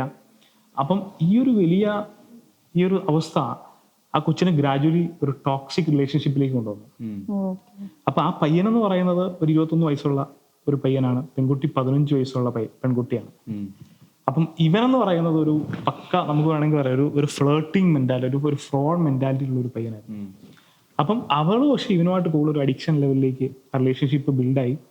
ഗ്രാജുവലി ഇതൊരു എന്താ പറയുന്ന ഒരു വല്ലാത്ത അഡിക്ഷനായി കുട്ടിക്ക് മാറി. പക്ഷെ ഒരു പോയിന്റിൽ ഈ കുട്ടി അതിൽ നിന്നും പിന്മാറാന്നുള്ളൊരു ആഗ്രഹം വന്നു. പക്ഷെ ഇന്ന് ആ കുട്ടി പറയുന്ന ഒരു പോയിന്റ് എന്ന് വെച്ച് കഴിഞ്ഞാൽ, ഇന്ന് അവള് ആ വർഷം, അതായത് ആ റിലേഷൻഷിപ്പ് സ്റ്റാർട്ട് ചെയ്ത ആ വർഷത്തേക്ക് തിരിഞ്ഞു നോക്കുമ്പോൾ എന്താ പറയുക, ഒരു വലിയ ഹേർട്ടാണ്, ഒരു നെടുവീർപ്പാണ്, വെച്ചാൽ ഒരു ഫസ്റ്റ് ലവ് എന്ന് പറയില്ലേ. പക്ഷെ അതിന്റെ പിന്നിലെ കാര്യം എന്താണ്? ഈ ഫാമിലിയിൽ ഉണ്ടായ വലിയൊരു ലോൺലെസ്. അതുകൊണ്ട് ആ കൊച്ചിന്റെ പഠിത്തത്തിൽ പ്രശ്നം ഉണ്ടായി. അതായത് നന്നായി പഠിച്ചുകൊണ്ടിരുന്ന കുട്ടിയാണ്, ആ കുട്ടിയുടെ സ്കൂളിൽ ആ കുട്ടിക്ക് നന്നായിട്ട് പെർഫോം ചെയ്യാൻ പറ്റുന്നില്ല, ആ കുട്ടിയുടെ സോഷ്യൽ ബന്ധങ്ങൾ കുറഞ്ഞു. അപ്പൊ ശരിക്കും പറഞ്ഞാൽ ഈ ഫാമിലി എന്ന് പറയുന്നത് വളരെ പ്രാധാന്യമുള്ള ഒരു കാര്യമാണ്. ടോക്സിക് പാർട്ട്ണറിന്റെ സൈക്കോളജി പറഞ്ഞു, ഇതുകൊണ്ടായിരിക്കാം ടോക്സിക് ആയിട്ട് ബിഹേവ് ചെയ്യുന്നത്. ഈ ടോക്സിക് പാർട്ട്ണർ, ഓപ്പോസിറ്റ് ഉള്ള പാർട്ട്ണർ, അവരെന്തെങ്കിലും സ്റ്റിക്ക് ഓൺ ചെയ്യുന്നത്? ലൈക്ക് ടോക്സിക് റിലേഷൻഷിപ്പ് അവർക്ക് മനസ്സിലാവില്ലേ ഇതിപ്പോ എങ്ങനെയാണ്? ഒരു കാര്യം എന്ന് പറയുന്നത്, അവർക്ക് ഒത്തിരി നാള് കഴിഞ്ഞിട്ട് റിയാലിറ്റി അവർ മനസ്സിലാക്കുന്നത്. Love is blind. Exactly. Because ഈ ടോക്സിക്കിലേക്ക് തന്നെ കുട്ടികൾ എത്താനുള്ള കാരണം എന്ന് പറയുന്നത്, അവർക്ക് കറക്റ്റ് ലവ് എന്താണെന്ന് അറിയില്ല, പ്യുവർ ലവ് എന്താണെന്ന് അറിയില്ല. അപ്പൊ അവർക്ക് കിട്ടിയുള്ള പ്യുവർ ലവ് എന്നുള്ള കൺസെപ്റ്റ് എന്താ? സോഷ്യൽ മീഡിയാസ് ചെയ്യുന്ന ലൈക്ക് ഒരു കെയറിംഗ് പാർട്ണർ ആണെങ്കിൽ ഇങ്ങനെയായിരിക്കും, ഒരു ഇന്നതാണെങ്കിൽ ഇങ്ങനെയായിരിക്കും എന്നുള്ളതാണ്. ഇപ്പൊ ഫോർ എക്സാമ്പിൾ, ഇപ്പൊ ഞാൻ എന്റെ കോളേജ് ലൈഫിൽ പഠിപ്പിക്കുന്നതിന്റെ എക്സാമ്പിൾ വെക്കണമെങ്കിൽ, ഒത്തിരി കുട്ടികൾ ഇതുപോലെ ടോക്സിക് റിലേഷൻ അവരറിയുന്നില്ല. അവർ പറയുന്ന ഒരു വാക്കുണ്ട്, എന്നോടുള്ള സ്നേഹം കൊണ്ട് എന്നെ ഇങ്ങനെ കൺട്രോൾ ചെയ്യുന്നേ. പക്ഷെ കൺട്രോൾ ചെയ്യാം. ഇപ്പൊ അച്ഛനാണ് ഞാനാണെങ്കിൽ ചില കാര്യങ്ങൾ അത് ഇങ്ങനെ ചെയ്താൽ നല്ലതായിരിക്കും, ഇങ്ങനെയാണെങ്കിൽ ബെറ്റർ ആയിരിക്കും, നമ്മൾ സജഷൻസ് പറയുന്നുണ്ട്. പക്ഷെ അല്ല, പക്ഷെ ഒരു വ്യക്തിയുടെ പേഴ്സണൽ ആയിട്ടുള്ള കാര്യങ്ങൾ ഞാനാണ് വേറൊരാളെ ഡിസൈഡ് ചെയ്യാം. അതായത് ഇപ്പൊ ഷിൽജി എന്ത് ഇടണം, എന്ത് കഴിക്കണം എന്നുള്ളത് ഞാൻ ഡിസൈഡ് ചെയ്ത് എങ്ങനെ ഇരിക്കും? There is no personal freedom no. So അത് വളരെ ടോക്സിക് ആണ്. സോ ഈ കുട്ടികൾക്ക് ആദ്യം ഇത് ചെന്ന് വിടുമ്പോഴത്തേക്ക്, ഓ എന്റെ കാര്യം നോക്കാൻ ഒരാളുണ്ട്, ആ ഒരു ഫീലിംഗ് ആദ്യം കിട്ടുന്നത്. ഭയങ്കര കെയറിംഗ് എന്നിട്ട് സീരിയസ്ലി കുട്ടികളൊന്നും പറയുന്നുണ്ട്, മിസ്സേ എന്റെ കാര്യത്തിൽ ഇതാ ഇങ്ങനെ ശ്രദ്ധിക്കുന്നുണ്ട്, ഞാൻ എവിടെ പോകുന്നു എന്നുള്ളതൊക്കെ എന്നെ ഭയങ്കര ആത്മാർത്ഥ പ്രണയം എന്നുള്ള രീതിക്ക്. പിന്നെ ഇവര് ഈ നമ്മളെപ്പോഴും പറയില്ലേ, ഈ നമ്മളൊരാളുടെ അടുത്ത് ഇംപ്രഷൻ മെയിൻറ്റെയിൻ ചെയ്യാൻ വേണ്ടി വളരെ വെൽ ബിഹേവ്ഡ് ആയിട്ടായിരിക്കും നിൽക്കുക. പക്ഷെ മാസ്ക് വെച്ചിട്ടായിരിക്കും നിൽക്കുക. പക്ഷെ ഒരു കുറച്ച് സമയം കഴിയുമ്പോഴത്തേക്ക് അത് മാറും അല്ലെ? അതായത് ഒരു 1 month ഒക്കെ കഴിയുമ്പോഴത്തേക്ക് നമുക്ക് ദേഷ്യം വരുമ്പോൾ നമ്മൾ അത് എക്സ്പ്രസ് ചെയ്യാൻ തുടങ്ങി. ഈവൻ ഫ്രണ്ട്സിന്റെ അടുത്തും നമ്മൾ ആദ്യമായിട്ട് ഫ്രണ്ട്ഷിപ്പ് ഒക്കെ സ്റ്റാർട്ട് ചെയ്യുമ്പോൾ ഏറ്റവും വെൽ ബിഹേവ്ഡ് ആയിട്ട് നിൽക്കും. എന്നിട്ട് നമ്മൾ നല്ല നല്ല ഫ്രണ്ട്സ് കുറച്ച് കഴിയുമ്പോഴായിരിക്കും തനി രൂപം അറിയുന്നത് ഓരോരുത്തരുടെ, അല്ലെ? നമ്മൾ കല്യാണം കഴിച്ചു കഴിഞ്ഞാൽ ഇപ്പൊ ഞാൻ സോനയുടെ അടുത്ത് ആദ്യത്തെ കുറെ മാസം ഞാൻ വളരെ ഡീസന്റ് ആയിരുന്നു. അതില് ഞാൻ പറഞ്ഞല്ലോ, ഇപ്പൊ ഞാൻ നേരത്തെ പറഞ്ഞ എക്സാമ്പിളിൽ മറ്റൊരു കുട്ടിയുടെ കാര്യമാണ് പറഞ്ഞത്. ശരിക്കും പ്രണയം എന്ന് പറഞ്ഞ ഒരു ലൈക്ക് എ ഡ്രഗ്. അതിനകത്ത് സോന പറഞ്ഞൊരു പോയിന്റ് ഉണ്ട്, ഇവരറിയുന്നില്ല ഇവരൊരു ട്രാപ്പിലേക്ക് ഇങ്ങനെ മെല്ലെ പോവാണ്. ഇപ്പൊ ഞാൻ എക്സാമ്പിൾ, ഞാനൊരു ബൈക്ക് ഓടിച്ചു പോവാ, ഓക്കെ, ഒരു ഡ്യൂക്ക് ഓടിച്ചു പോവാണ്. അപ്പൊ എനിക്കറിയാം ഈ ഡ്യൂക്കിന് മര്യാദയ്ക്ക് ബ്രേക്ക് ചെയ്തില്ലെങ്കിൽ ഇത് തലയും കുത്തി ഞാൻ വീഴും. 100 കിലോമീറ്റർ പോയാൽ അപകടം ഉണ്ടാവാൻ സാധ്യതയുണ്ട്. പക്ഷെ ഞാൻ എന്ത് ചെയ്യും? എനിക്കൊരു കോൺഫിഡൻസ്, ഇത് ഓടിക്കുന്ന വ്യക്തിയുടെ പേര് വിനീത് എന്നാണ്. എന്ന് വെച്ചാൽ ഞാൻ ഇതിനകത്ത് മാസ്റ്ററാണ്, ഞാൻ വീഴില്ല, ഇതാണ് ശരിക്കും വീണാലും 4 കാലിൽ വീഴുള്ളൂ എന്നതാണ് ധാരണ. വീണ ഞാൻ അവിടുന്ന് എഴുന്നേറ്റ് പോകുന്നുള്ളതായിട്ട് ധാരണ. സംഭവിക്കുന്നതാന്ന് വെച്ച് കഴിഞ്ഞാല് ഈ തലകുത്തി വീഴുന്നല്ല. ഞാൻ ഈ ഒരു 21 വയസ്സുകാരി പെൺകുട്ടി, അവള് ഈ പറഞ്ഞ ടോക്സിക് റിലേഷൻഷിപ്പ് ആയപ്പോ ഇവളെന്താ ചെയ്യുന്ന വെച്ചാല്, ഇവള് മെല്ലെ വീട്ടിൽ നിന്ന് പല കാരണങ്ങൾ പറഞ്ഞ്, കണ്ണൂരുകാരിയാണ്, വീട്ടിൽ നിന്ന് പല കാരണങ്ങൾ പറഞ്ഞ് കൊച്ചിയിലേക്ക് വരുന്നു. ഓക്കെ, കൊച്ചിയിൽ വരുന്നു. ഈ പയ്യനും ഇവളുടെ വീടിനടുത്തുള്ള പയ്യനാണ്, രണ്ടുപേരും കൊച്ചിയിൽ വരുന്നു. അപ്പൊ ഇവളൊരു കമ്പനിയിൽ എങ്ങനെയൊക്കെ ഒരു ചെറിയ ജോലി തരപ്പെടുത്തുന്നു, ഇവനും അവിടെ എന്തോ കാര്യങ്ങളൊക്കെ ചെയ്യുന്നു. അങ്ങനെ ഇവർ ഒരുമിച്ച് താമസിക്കാൻ പറയും, ലിവിങ് ടുഗദർ. ഒരുമിച്ച് താമസിച്ചു. കുറച്ചു ദിവസം കഴിഞ്ഞപ്പോഴാണ് ഇവള് റിയലൈസ് ചെയ്യുന്നത് ഇവനൊരു പക്ക കള്ളുകൂടിയാണ്. ഇവനൊരു പക്ക കള്ളുകൂടിയാണ്. കള്ളുകൂടിയെന്ന് മാത്രമല്ല, ഈ ഒരു സമയത്തിനകത്ത് ഈ കുട്ടി പ്രഗ്നന്റ് ആയി. പ്രഗ്നന്റ് ആയി കഴിഞ്ഞ് പിന്നെ കുറച്ചു നാൾ കഴിഞ്ഞപ്പോഴത്തേക്ക് ഇവൻ പിന്നെ ബഹളങ്ങളായി. ഇപ്പൊ ഇവന് സംശയം എന്താണ്, ഇവൻ പറയുന്നത് ഈ കുട്ടി എന്റെ അല്ല, ഈ കൊച്ചു എന്റെ അല്ല. അതായത് അതിനൊരു സംശയം വരാനൊരു ഫാക്ടർ ഈ കള്ളുകൂടിയാണ്. Because alcohol is a depressant. So ആ ഒരു സംഭവം അവരുടെ ബ്രെയിനിൽ സ്റ്റിമുലേറ്റ് ചെയ്തിട്ട് ഇറ്റ് വിൽ ക്രിയേറ്റ് ഈ ഡെലൂഷൻസ് ആൻഡ് ഈ പാരനോയിഡ് ഫീലിംഗ് കൊണ്ടുവരും. പക്ഷെ അത് എന്നിട്ട് എന്താ സംഭവിച്ചെന്ന് വെച്ചാല്, ഈ കുട്ടി ശരിക്കും പറഞ്ഞാൽ ഒറ്റപ്പെട്ടു എന്ന് പറഞ്ഞാൽ. അതാ ഇവള് വീട്ടുകാരെ വിളിച്ചു. അപ്പൊ ഇവളല്ല, ഈ പയ്യൻ വന്ന് ബഹളം വെക്കുന്ന കണ്ടപ്പോഴത്തേക്കും ഈ കമ്പനിയിലുള്ള ഏതോ ഒരു കൂടെ താമസിക്കുന്ന പെൺകുട്ടി അവിടുത്തെ മാനേജറോട് എന്തോ പറഞ്ഞു. മാനേജർ ഈ കുട്ടിയുടെ പേരൻസ് വിളിക്കുകയാണ്. അപ്പൊ ഇവളുടെ കമ്പനിയിൽ വന്ന് പ്രശ്നമുണ്ടാക്കി, കമ്പനിയിലല്ല, ഇവള് താമസിക്കുന്ന അവിടെ പ്രശ്നമാണ്. അപ്പൊ അതിനടുത്താണ് മറ്റു കുട്ടികൾ താമസിക്കുന്നത്. എനിക്കൊന്ന് ഇവള് ഹോസ്റ്റലിൽ വന്ന് ഇവള് താമസിച്ചത് ഇവന്റെ പ്രശ്നങ്ങളുണ്ട്, ആ വീട്ട് വിട്ട് ഹോസ്റ്റലിൽ വന്ന് താമസിച്ചു. അങ്ങനെ ഈ കമ്പനിയിൽ നിന്ന് ഈ പേരൻസിനെ വിളിക്കുകയാണ്. അപ്പൊ അപ്പനാണ് ഫോൺ എടുക്കുന്നത്. അപ്പൊ അപ്പൻ ഇതൊക്കെ കേട്ടിട്ട് അപ്പം പറഞ്ഞു, വന്ദേ ഭാരത് നല്ല സ്പീഡില് അതിലെ കൂടെ പോകുന്നുണ്ട്. എന്ന് പറഞ്ഞാല് വന്ദേ ഭാരത് എന്തുകൊണ്ട് അവൾ ഇനി തിരിച്ചു വരണ്ട, ഞങ്ങൾക്ക് അങ്ങനെ ഒരു മോളെ എന്ത് ചെയ്യണ്ട, വേണ്ട. അപ്പൊ ശരിക്കും പുള്ളിയുടെ അപ്പൻ എന്ന രീതിയിൽ പെട്ടെന്ന് ഒരു കൊച്ചു പ്രഗ്നന്റ് ആയതും, കല്യാണം കഴിയാത്ത മോള് പ്രഗ്നന്റ് ആയെന്ന് പറയുമ്പോഴത്തേക്കും അപ്പൻ ഉണ്ടാകുന്ന ഒരു മാനസിക സംഘർഷം ഉണ്ടല്ലോ. അപ്പൊ അതുകൊണ്ട് പുള്ളി പറയാണ്, എനിക്ക് പുള്ളി മീൻ ചെയ്തതാണ്. അപ്പൊ കൂടെ വന്ന വ്യക്തി പറഞ്ഞു, അങ്ങനെയല്ല, നിങ്ങൾ തിരിച്ചു വിളിക്കണം. അങ്ങനെ കൊച്ചു വീട്ടിൽ വന്നു. വീട്ടിൽ വരുമ്പോ ഉണ്ടാകുന്ന ഒരു സാമൂഹ്യ ആളുകള് നോക്കണം, കല്യാണം കഴിക്കാത്തൊരു കൊച്ച്, അപ്പൻ കൂടെ ഇല്ല, കൊച്ചിന്റെ അപ്പൻ കൂടെ ഇല്ലാത്ത ഒരു കുട്ടീനെ ആയിട്ട് ഒരു പെൺകുട്ടി, ഒരു 21 വയസ്സുള്ള പെൺകുട്ടി വീട്ടിൽ വരുന്നു. അപ്പൊ എന്നോട് എന്നെ സ്നേഹിതം പറയുവാണ്, പുള്ളി കാഷ്വൽ ആയിട്ട് ഒരു ദിവസം വൈകുന്നേരം അങ്ങോട്ട് ചെന്നപ്പം ആ വീടിന്റെ നടുക്ക് ഒരു പായ കിടക്കുന്നു. പെട്ടെന്ന് എന്ത് ചെയ്തു, ഇവര് കൊച്ചിനെ എടുത്തോണ്ട് അകത്തേക്ക് പെട്ടെന്ന് പോവാണ്. ഇത് പുള്ളി കാണാതിരിക്കാൻ വേണ്ടി, കൊച്ചിനെ കാണാം. പക്ഷെ പുള്ളിക്ക് അറിയാം, സംഭവം അറിയാമെന്ന് പുള്ളിയോട് പറഞ്ഞിട്ടുണ്ട്. പക്ഷെ ഞാൻ പറയുന്നത് അവൾക്ക് അത് ഫേസ് ചെയ്യാൻ കഴിയുന്നില്ല. അപ്പൊ ഈ ടോക്സിക് റിലേഷൻഷിപ്പ് അവരറിയാതെ, ഞാൻ പറഞ്ഞ ഈ 100 കിലോമീറ്റർ സ്പീഡിൽ പോകുന്ന ഞാൻ ഒരിക്കലും വീഴില്ല എന്ന് പറഞ്ഞ ചിന്താഗതിയിൽ ഇവർ പൊക്കൊണ്ടിരിക്കുന്നത്. പക്ഷെ ചെന്ന് ചാടുന്ന അപകടം എന്ന് പറയുന്നത് നമുക്ക് ഇമാജിൻ ചെയ്യാം. ഇതിന് നമുക്ക് അവിടുന്ന് തിരിച്ച്, ഈ കുട്ടി ഇനി അവളുടെ ലൈഫ് എന്താണ്, അവളുടെ ഫ്യൂച്ചർ എന്താണ് തിരിച്ചറിയാൻ പറ്റുന്നില്ല. പക്ഷെ ഈ പയ്യൻ ഇപ്പൊ അവളെ വേണ്ട, സംശയം. അപ്പം ശരിക്കും നമ്മൾ ഈ കവി എ അയ്യപ്പൻ പറയുന്ന ഒരു കാര്യമുണ്ട്. അദ്ദേഹം മരിച്ചുപോയി. അദ്ദേഹം പറയുന്നു, ഒരാളുടെ ഭ്രാന്ത് അവസാനിക്കുമ്പോൾ പ്രണയം ഇല്ലാതാവും. അത് ശരിക്കും നിങ്ങൾ ഈ സിനാരി ചിന്തിച്ചു നോക്ക്, ഈ കുട്ടിയുടെ സിനാരി ചിന്തിച്ചു നോക്ക്. അവന്റെ ഭ്രാന്ത് അവസാനിച്ചു, ഏത്, പക്ഷെ ഇവളിപ്പോഴും സ്റ്റിൽ അവനെ സ്നേഹിക്കുന്നുണ്ട്, അവന്റെ കുട്ടി കയ്യിലുണ്ട്. പക്ഷെ എന്താ പറയുക, കവിയുടെ ഭാഷയിൽ പറഞ്ഞാല് ആ പ്രണയം അവിടെ അവസാനിച്ചു. ഇത് നമ്മളെ ഈ ഒരു ഫിസിയോളജിക്കൽ ആസ്പെക്റ്റിൽ ഇതിനെ കുറിച്ച് ചിന്തിക്കുകയാണെങ്കിൽ, ഇപ്പോഴത്തെ ജനറേഷനിലെ കുട്ടികൾക്ക് അവരുടെ ബോഡിലി സെൻസേഷൻസിനെ മാനേജ് ചെയ്യാൻ അറിയുന്നില്ല.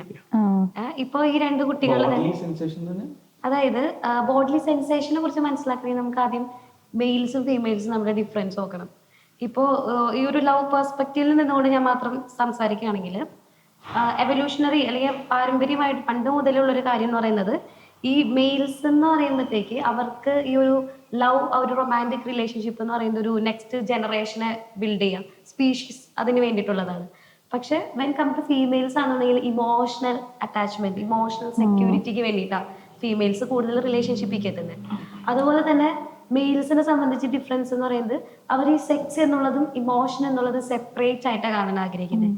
പക്ഷെ ഫീമെയിൽസ് ആണെങ്കിൽ ഇത് രണ്ടും ഇന്റർ കണക്റ്റഡ് ആണ്. അതായത് ഒരു ഇമോഷണൽ ഒരാളെ എൻ്റെ അടുത്ത് അപ്രോച്ച് ചെയ്യുന്നുണ്ടെങ്കിൽ ദാറ്റ് ഓൾസോ മീൻസ് സെക്സ് എന്നുള്ള രീതിക്കാണ് ചിന്തിക്കുന്നത്. അതുപോലെ തന്നെ ഇപ്പോൾ ഒരു വിഷ്വൽ സ്റ്റിമുലേഷൻ മതി ഒരു മെയിലിന് എറൗസൽ വരാൻ, അല്ലെങ്കിൽ ഒരു ആ ഒരു ഫീലിംഗ് വരെ. പക്ഷെ ഫീമെയിലിനെ സംബന്ധിച്ച് ഇമോഷണൽ ടച്ചോ അല്ലെങ്കിൽ ഇമോഷണലി സംസാരിക്കോ, അത് ഫീമെയിൽസിന്റെ ഫുള്ളി ഇമോഷനായിട്ട് ബന്ധപ്പെട്ട് വൈകാരികമായിട്ട് ബന്ധപ്പെട്ടിട്ടുള്ളതാണ് അവരുടെ ഫീലിങ്സ് എറൗസ് ആവാനും അത് സ്റ്റോപ്പ് ചെയ്യാനും എല്ലാത്തിനും കാരണമാകുന്നത്. പക്ഷെ മെയിൽസിന് അങ്ങനെയല്ല. സോ ഇത് ഈ ഒരു ഡിഫറൻസ് വളരെയധികം ഉണ്ട്. തന്നെയല്ല ഇത് ഏറ്റവും കൂടുതൽ പീക്ക് ആവുന്നത് നമ്മൾ പറയില്ല പ്യൂബർട്ടി, ഈ പ്രായപൂർത്തിയാകുന്ന ഒരു സമയത്താണ് ഇത് വളരെയധികം മനസ്സിലാക്കുന്നത്. ആ ഒരു ഇപ്പൊ ഒരു ഡെവലപ്മെന്റൽ സ്റ്റേജ് വെച്ച് നോക്കുകയാണെന്നുണ്ടെങ്കിൽ നമുക്ക് ഓപ്പോസിറ്റ് സെക്സിനോട് അട്രാക്ഷൻ തോന്നുന്നതൊക്കെ ആ ഒരു സമയത്താണ്. സോ ആ വരുന്ന സമയത്ത് കണക്ഷൻസ് അല്ലെങ്കിൽ അന്നേരം നമ്മൾ എടുക്കുന്ന ഒരു തോന്നുന്ന ഇൻഫാക്ച്വേഷൻ, ക്രഷ് എന്നോ എന്ത് വേണമെങ്കിലും പറയാം, അതിനെ നമ്മൾ സീരിയസ് ആയിട്ട് എടുക്കുമ്പോഴാണ് ഇതുപോലത്തെ ടോക്സിക്കോ പ്രീമെച്ചുവർ ആയിട്ടുള്ള റിലേഷൻസിലേക്ക് പോകുന്നത്. കാരണം നമ്മൾ ആ ഒരു ഏജ് ആയിട്ടില്ല, നമ്മുടെ ബ്രെയിൻ ഡെവലപ്മെന്റ് ആ ഒരു ഏജ് ആയിട്ടില്ല. സോ ആ ഒരു ഏജ് ആകാതെ നമ്മൾ എടുത്തു ചാടി ഡിസിഷൻസ് എടുക്കുമ്പോഴാണ് ഇങ്ങനത്തെ ഒരു അവസ്ഥയ്ക്ക് നമ്മൾ എത്തുന്നത്. ബ്രെയിൻ ഡെവലപ്മെന്റ് ഏജ് ആയിട്ടില്ല എന്ന് പറയുമ്പോൾ അപ്പൊ എപ്പോഴാണ് ബ്രെയിൻ ഡെവലപ്മെന്റ് ഏജ്? അല്ല, അതില് ശരിക്കും അത് ശരിക്കും സൈക്കോളജിക്കൽ ആസ്പെക്റ്റ് ആണ്. പക്ഷെ ഞാൻ മനസ്സിലാക്കിയത് ഒരു 25 വയസ്സ് ആകുന്ന ആ സമയം, അതായത് പ്രത്യേകിച്ച് നമുക്കൊരു മെച്യൂരിറ്റി എന്ന് പറയുന്ന ഒരു തീരുമാനമെടുക്കാൻ ഒരു ആൺകുട്ടിക്കോ ഒരു പെൺകുട്ടിക്കോ, മേ ബി പെൺകുട്ടി ചിലപ്പോൾ ഒരു 21 ഇയേഴ്സ് 22 ഇയേഴ്സിലാവുമായിരിക്കാം, കുറച്ചുകൂടെ ഏർലി ആവുമായിരിക്കാം. പക്ഷെ ഒരു 25 വയസ്സെന്ന് പറയുന്ന ആ ഒരു പെർട്ടിക്കുലർ ഏജിലേക്ക് വരുമ്പം നമ്മളായാലും നമ്മുടെ ആ ഒരു പ്രോഗ്രസ് ഒന്ന് ചിന്തിച്ച് നോക്കിയാൽ നമുക്കൊരു ഫേം ഡിസിഷൻ എടുക്കുന്ന ഡിസിഷൻ അത് എന്തെങ്കിലും പ്രശ്നമുണ്ടോ ഇരുത്തി ചിന്തിക്കാം. കാരണം അതിൽ ഞാൻ ഒരു റിലേഷൻഷിപ്പിൽ അല്ലെങ്കിൽ ഒരു കാര്യത്തിൽ ചെന്നു, അതിന്റെ പ്ലസ് ആൻഡ് മൈനസ് എന്താണ് എന്ന് ചിന്തിക്കാനുള്ള ഒരു മാനസിക വളർച്ച നമുക്ക് ആ സമയത്തുണ്ട്. ഇതിന്റെ വളരെ ഇൻട്രസ്റ്റിംഗ് ഉള്ള ഒരു ഫാക്ടർ, നമുക്കിപ്പോ നമ്മളെല്ലാം ഫെർമോൺ, ഹോർമോൺ അതിനെ കുറിച്ച് കേട്ടിട്ടുള്ള ഒരു കാര്യമാണ് അല്ലെ. പെർഫ്യൂംസ് തന്നെ വൈ അവര് മെന്നിന് വേണ്ടി സെപ്പറേറ്റ്, ഫീമെയിൽസിന് വേണ്ടി സെപ്പറേറ്റ്, എന്തിനാ? For attraction. മെന്നിന്റെ പെർഫ്യൂം സ്മെൽ ഫീമെയിൽസിന് എനിക്ക് ഇഷ്ടമാവുന്നത്. ഓക്കെ, സി അപ്പൊ ഈ ഹോർമോൺസിൽ തന്നെ ഈ ഒരു റിലേഷൻഷിപ്പ് അല്ലെങ്കിൽ ഒരു ലവ് എന്നുള്ള ഒരു കൺസെപ്റ്റ് വരുമ്പോ മെയിൻ ആയിട്ട് നമ്മൾ കേട്ടിട്ടുള്ള hormones dopamine, vasopressin, oxytocin, serotonin, അതുപോലെ എൻഡോർഫിൻസ്, ടെസ്റ്റോസ്റ്ററോൺ, ഇതൊക്കെ റോൾ പ്ലേ ചെയ്യുന്നുണ്ട്. ഇതിൽ ഓരോന്നിനും ശരിക്കും പറഞ്ഞാൽ ഓരോ ഇതുകളുണ്ട്. ഇപ്പോൾ നമ്മൾ ഡോപ്പമൈൻ ആണെങ്കിൽ പ്ലഷറിന് വേണ്ടിയിട്ടുള്ളതുണ്ട്, അതുപോലെ കമ്മിറ്റ്മെന്റിന് വേണ്ടിയിട്ട് വേറെ ഒരെണ്ണമുണ്ട്. ഈ എൻഡോർഫിൻ എന്ന് പറയുന്നത് നാച്ചുറൽ പെയിൻ കില്ലേഴ്സ് ആയിട്ട് ആക്ട് ചെയ്യുന്നതാണ്. സോ ഈ നാച്ചുറൽ പെയിൻ കില്ലേഴ്സ് എന്ന് പറയുന്നത് ഇപ്പോൾ ഒരു പേഴ്സണ് ഈ ലവ് എന്നുള്ളൊരു സംഭവം അവരുടെ അത്രയും നാളത്തെ ഒരു സ്ട്രെസ് റിലീഫിന് സഹായിക്കുന്നുണ്ടെങ്കിൽ അത് അവർക്ക് വീണ്ടും വീണ്ടും റിവാർഡ് ചെയ്തുകൊണ്ടേയിരിക്കും. റെയിൻഫോഴ്സ്മെന്റ് കൊടുക്കുമ്പോൾ നമ്മളൊരു കുട്ടിക്ക് ഒരു നല്ല കാര്യം ചെയ്ത് ചോക്ലേറ്റ് എടുക്കുമ്പോൾ കുട്ടിക്ക് ഒരു ടെൻഡൻസി ഉണ്ട് ആ ബിഹേവിയർ കണ്ടിന്യൂ ചെയ്യാൻ. അതുപോലെ തന്നെ അഡിക്ഷനിലേക്ക് എത്തുന്ന പോലെ തന്നെ ഈ ഒരു അവർക്ക് സ്ട്രെസ്ഫുൾ ആയിരിക്കുന്ന സമയത്ത് അവർ ആരെങ്കിലും ഹഗ് ചെയ്യാൻ അല്ലെങ്കിൽ അവർ പുറത്തുനിന്ന് ടാപ്പ് ചെയ്ത് കൺസോൾ ചെയ്യാൻ ആരെങ്കിലും ഉണ്ടെങ്കിൽ അത് മതി, ആ ഹോർമോൺസ്. സോ ഇത് കുട്ടികൾ മനസ്സിലാക്കുന്നില്ല ഈ റിലേഷനിലേക്ക് പെടുമ്പോൾ. അതാ ഞാൻ പറഞ്ഞ ഈ ബോഡിലി സെൻസേഷൻസിനെ അവർക്ക് മാനേജ് ചെയ്യാൻ പറ്റുന്നില്ല, അവർക്ക് അത് എങ്ങനെ കൺട്രോൾ ചെയ്യുന്ന അറിയുന്നില്ല, എടുത്തു ചാടി ഓരോന്നേക്ക് അവർ പോവാണ് ചെയ്യുന്നത്. സോന ഇത് പറഞ്ഞപ്പോഴാണ് എനിക്ക് വേറെ സ്കൂളിന്റെ സെറ്റിംഗിൽ എനിക്കൊരു കാര്യം ഓർമ്മ വന്നത്. അതായത് നമ്മളിത് ആക്ച്വലി നമ്മുടെ ചെറിയ, അതായത് ഒരു 6th തുടങ്ങി ഒരു അറ്റ്ലീസ്റ്റ് ഒരു 13 years ടീൻസിലേക്കെങ്കിലും കയറുമ്പോൾ നമ്മൾ ഇവർക്ക് ഇതിനെ കുറിച്ച് എഡ്യൂക്കേഷൻ കൊടുക്കണം. ചില സ്കൂളുകളിൽ നടക്കുന്നുണ്ട്, ചില സ്കൂളുകളിൽ നടക്കില്ല. പക്ഷെ ഇത് വളരെ ഇമ്പോർട്ടന്റ് ആയിട്ട് എല്ലാ സ്കൂളുകളിലും ചെല്ലേണ്ട ഒരു കാര്യമാണ്. എനിക്കൊന്നും കിട്ടിയിട്ടില്ല. ഈ സെക്സ് എഡ്യൂക്കേഷന്റെ കാര്യമാണോ പറയുന്നത്? ഈ സെക്സ് എഡ്യൂക്കേഷൻ ഉള്ള വാക്ക് തന്നെ ഉണ്ടല്ലോ, എല്ലാരും തെറ്റിദ്ധരിക്കുന്ന. അതായത് ആ വേർഡ് കേൾക്കുമ്പോൾ എല്ലാരും വിചാരിക്കുന്നു സെക്സിനെ കുറിച്ച് സംസാരിക്കും. It is not about sex. Healthy relationship എങ്ങനെ കൊണ്ടുപോകുക, male and female difference, physically വരുന്ന ഡിഫറൻസ്, സൈക്കോളജിക്കലി വരുന്ന ഡിഫറൻസ്, അതൊക്കെയാണ് പറഞ്ഞു കൊടുക്കേണ്ടത്. കുട്ടികൾക്ക് അറിയില്ല, ഈ കുട്ടികൾക്ക് ഒട്ടും കിട്ടില്ല. കാരണം എന്താന്ന് വെച്ച് കഴിഞ്ഞാൽ ഞങ്ങളുടെ സ്കൂളില് ഇതേപോലെ കുറെ പ്രശ്നങ്ങൾ ഉണ്ടാവാറുണ്ട്. അത് ഞങ്ങളുടെ സ്കൂളിലല്ല, എല്ലാ സ്കൂളിലുള്ള പ്രശ്നമാണ്. നമ്മൾ ടീച്ചേഴ്സ് എല്ലാവരും ഫേസ് ചെയ്യുന്ന ഒരു പ്രശ്നമാണ്. കുറെ നാളുകൾക്ക് മുമ്പ് സ്കൂളിലൊരു ഇൻസിഡന്റ് ഉണ്ടായിട്ടുണ്ടായിരുന്നു. അതായത് പിള്ളേർക്ക് റിലേഷൻഷിപ്പ് ഉണ്ടാവുമല്ലോ, അത് സ്കൂളിൽ പൊക്കി കഴിഞ്ഞാൽ ഭയങ്കര പ്രശ്നവും. അപ്പൊ അതിന്റെ ആദ്യ പടി എന്നോണം പിള്ളേരെ നമ്മൾ പേടിപ്പിച്ച് പറഞ്ഞ് രണ്ട് സൈഡിലേക്കൊക്കെ ആക്കി. അപ്പൊ ചിലര് എന്തെന്ന് വെച്ച് കഴിഞ്ഞാൽ പേടിപ്പിച്ചാലും ഇല്ല, ഞങ്ങൾക്ക് ഇത് പ്രശ്നമില്ല, പുല്ലാണെ പറഞ്ഞ് രാഷ്ട്രീയക്കാരെ നടക്കണ പോലെ അവര് വീണ്ടും അവരുടെ വഴിക്ക് തന്നെ വരും. അപ്പൊ ഇത് ഭയങ്കര പ്രശ്നമാകുമ്പോഴത്തേക്കും നമ്മള് ഒന്നിലെ പാരന്റ്സിനെ ഇൻവോൾവ് ചെയ്യിപ്പിക്കാൻ നോക്കും. എന്ന് വെച്ചാൽ പാരന്റ്സ് അറിയണമല്ലോ, അല്ലാണ്ട് ശരിയാവത്തില്ലല്ലോ. അല്ലെങ്കിൽ പിന്നെ നമ്മൾ എടുക്കുന്ന വേറൊരു വഴിയുണ്ട്, ഇവരെ സ്നേഹത്തിലൂടെ പറഞ്ഞ് മനസ്സിലാക്കുക. കാര്യം എന്താണെന്ന് ഇവർക്ക് പറഞ്ഞ് മനസ്സിലാക്കി കൊടുക്കുക. എടാ, നിങ്ങൾ പോണ വഴി പ്രശ്നമാണ്, കാരണം ഇപ്പൊ മാർക്ക് കുറഞ്ഞു തുടങ്ങിയിട്ടുണ്ട്, ഞങ്ങൾക്ക് മനസ്സിലാവേണ്ട ഇതാണ് കാരണം, മാർക്ക് കുറഞ്ഞു തുടങ്ങണതിന്റെ കാരണം ഇതാണെന്ന് മനസ്സിലാവേണ്ട. അപ്പൊ നിങ്ങള് മര്യാദക്ക് പഠിത്തത്തിൽ കോൺസെൻട്രേറ്റ് ചെയ്ത് പഠിക്കുന്ന ടൈമല്ല, നമുക്ക് ഇതിനുള്ള സമയം കുറയണ്ടല്ലോ. പിന്നെ അതിന്റെ ഒപ്പം നമ്മൾ പറയും ഈ ഇതിലേക്ക് കിടക്കുക, ഇത് നിങ്ങളുടെ ഹോർമോണാണ് നിങ്ങളെ കൊണ്ട് ഇത് ഇങ്ങനെ പ്രവർത്തിപ്പിക്കണത്, നിങ്ങളല്ല ഇത്, നിങ്ങളുടെ തലയല്ല ഇത്, ഹോർമോണാണ് പ്രവർത്തിപ്പിക്കണേന്നൊക്കെ നമ്മൾ പറഞ്ഞു കൊടുക്കും. ഇപ്പൊ ഒരു ഇതേപോലെ ഒരു ആൾക്കാരെ പൊക്കിയപ്പോഴത്തേക്കും അവര് പറഞ്ഞില്ല സർ, ഞങ്ങള് തീരുമാനിച്ചു, ഞങ്ങള് we are gonna get married. Serious ഭയങ്കര സീരിയസ് റിലേഷൻഷിപ്പ്. ഞങ്ങള് കുട്ടികള് ഇവര് ആ സമയത്ത് 9th എന്തോ ആയിരുന്നു എന്ന് തോന്നുന്നു, 9th അല്ല 11th. പറയുമ്പോഴേ നമുക്ക് തോന്നുന്നു നമ്മളായിട്ടും ബുദ്ധിയും പോലൊക്കെ അവർക്ക്. ഞാൻ പകച്ചുപോയി. ഞാനൊന്നും മാരീഡ് അല്ല, ഞാൻ പകച്ചുപോയി.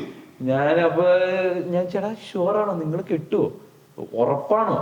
ഞാൻ കാരണം ഇങ്ങനെ ഒരു കൊച്ചു എന്നോട്, ഞാൻ 11th ട്വൽത്തിൽ നീ എന്താ ചെയ്യാൻ പോണ, അല്ലെങ്കിൽ 12th അടുത്ത വർഷം നീ എന്താ ചെയ്യാൻ പോണെന്ന് ചോദിച്ചു കഴിഞ്ഞാൽ, അല്ലെങ്കിൽ 12th കഴിഞ്ഞിട്ട് എന്താ ചെയ്യാൻ പോണെന്ന് ഞാൻ പറഞ്ഞിരിക്കും. എനിക്കൊരു പ്ലാനും ഉണ്ടായിരുന്നില്ല.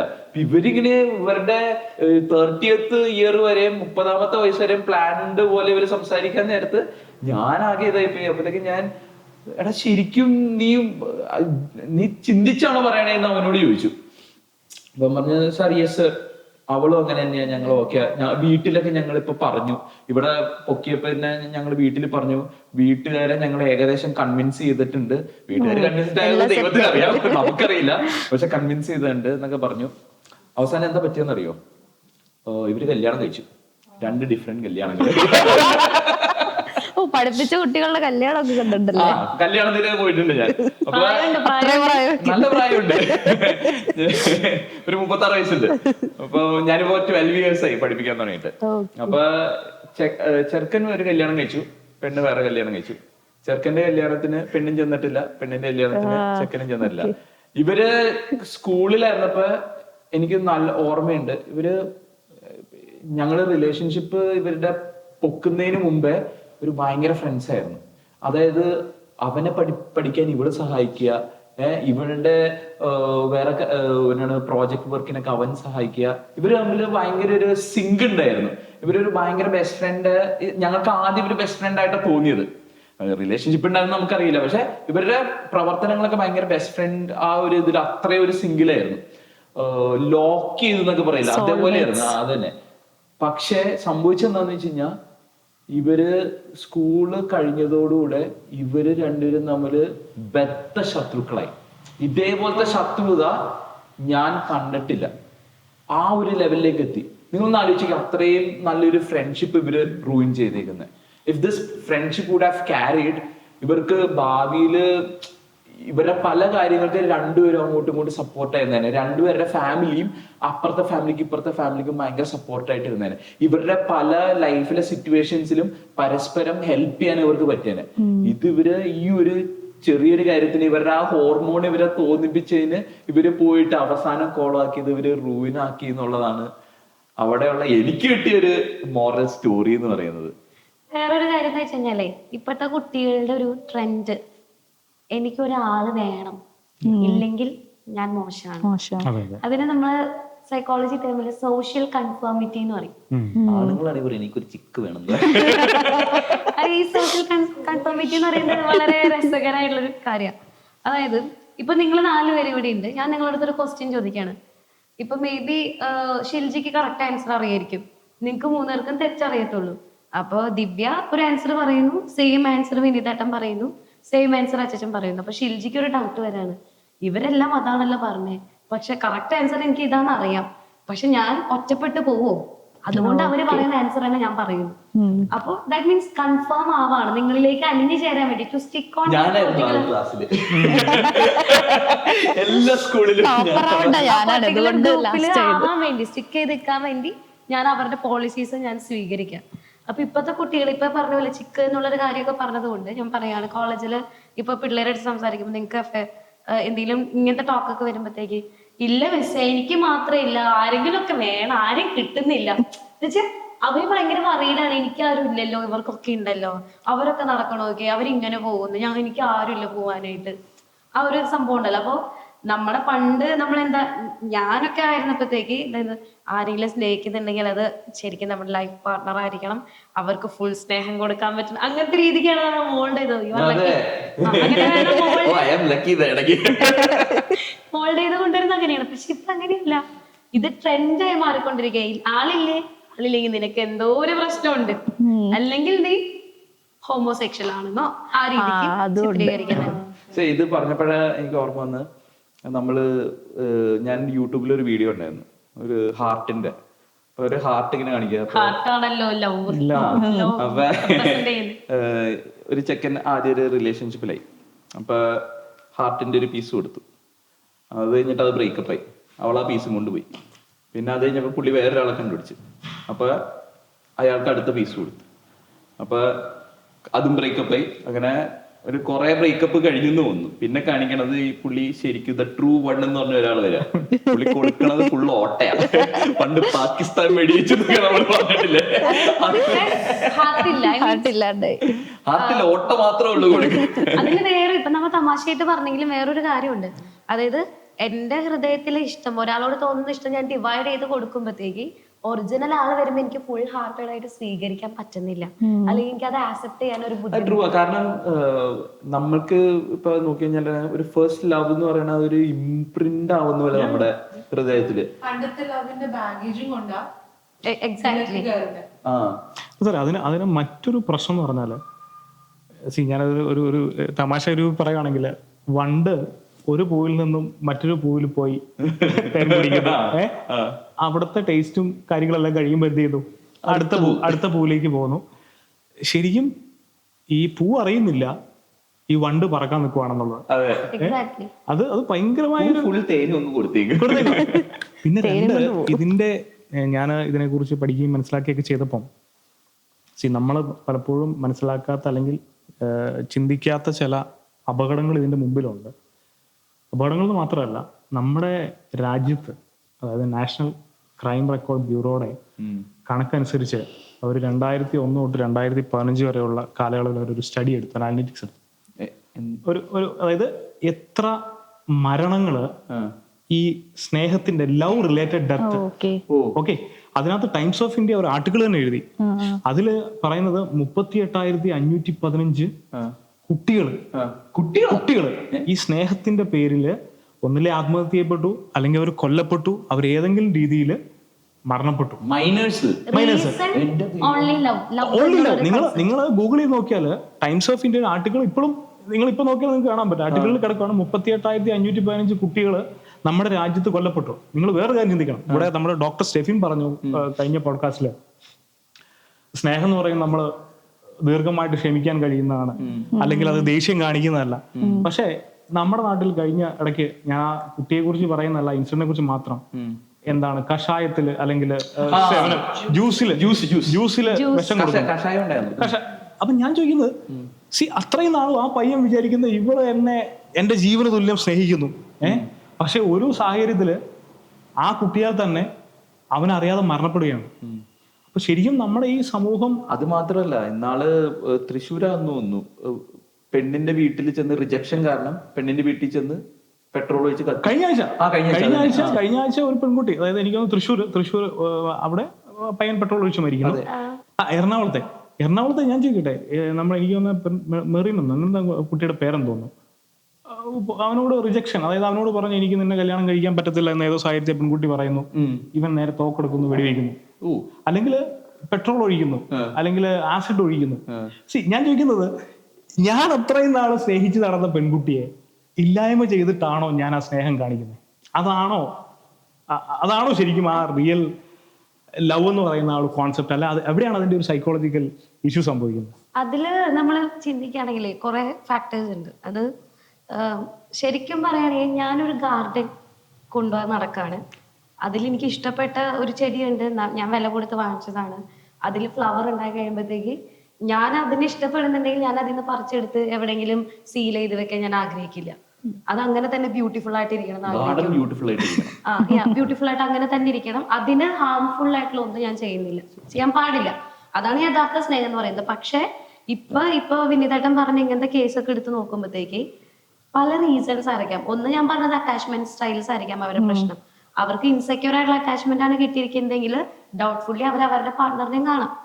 വേറൊരു ഫാക്ടർ എന്ന് പറയുന്നത് പേഴ്സണാലിറ്റി ഡിസോർഡേഴ്സ്, ആന്റി സോഷ്യൽ നേച്ചറുള്ള ആൾക്കാർ, നാർസിസ്റ്റിക് ആയിട്ടുള്ള ആൾക്കാർ, ബോർഡർ ലൈൻ പേഴ്സണാലിറ്റീസ്, ഇതൊക്കെ ഡീപ്പായിട്ട് സംസാരിക്കേണ്ട വിഷയങ്ങളാണ്, പിന്നീട് നമുക്ക് നോക്കാം.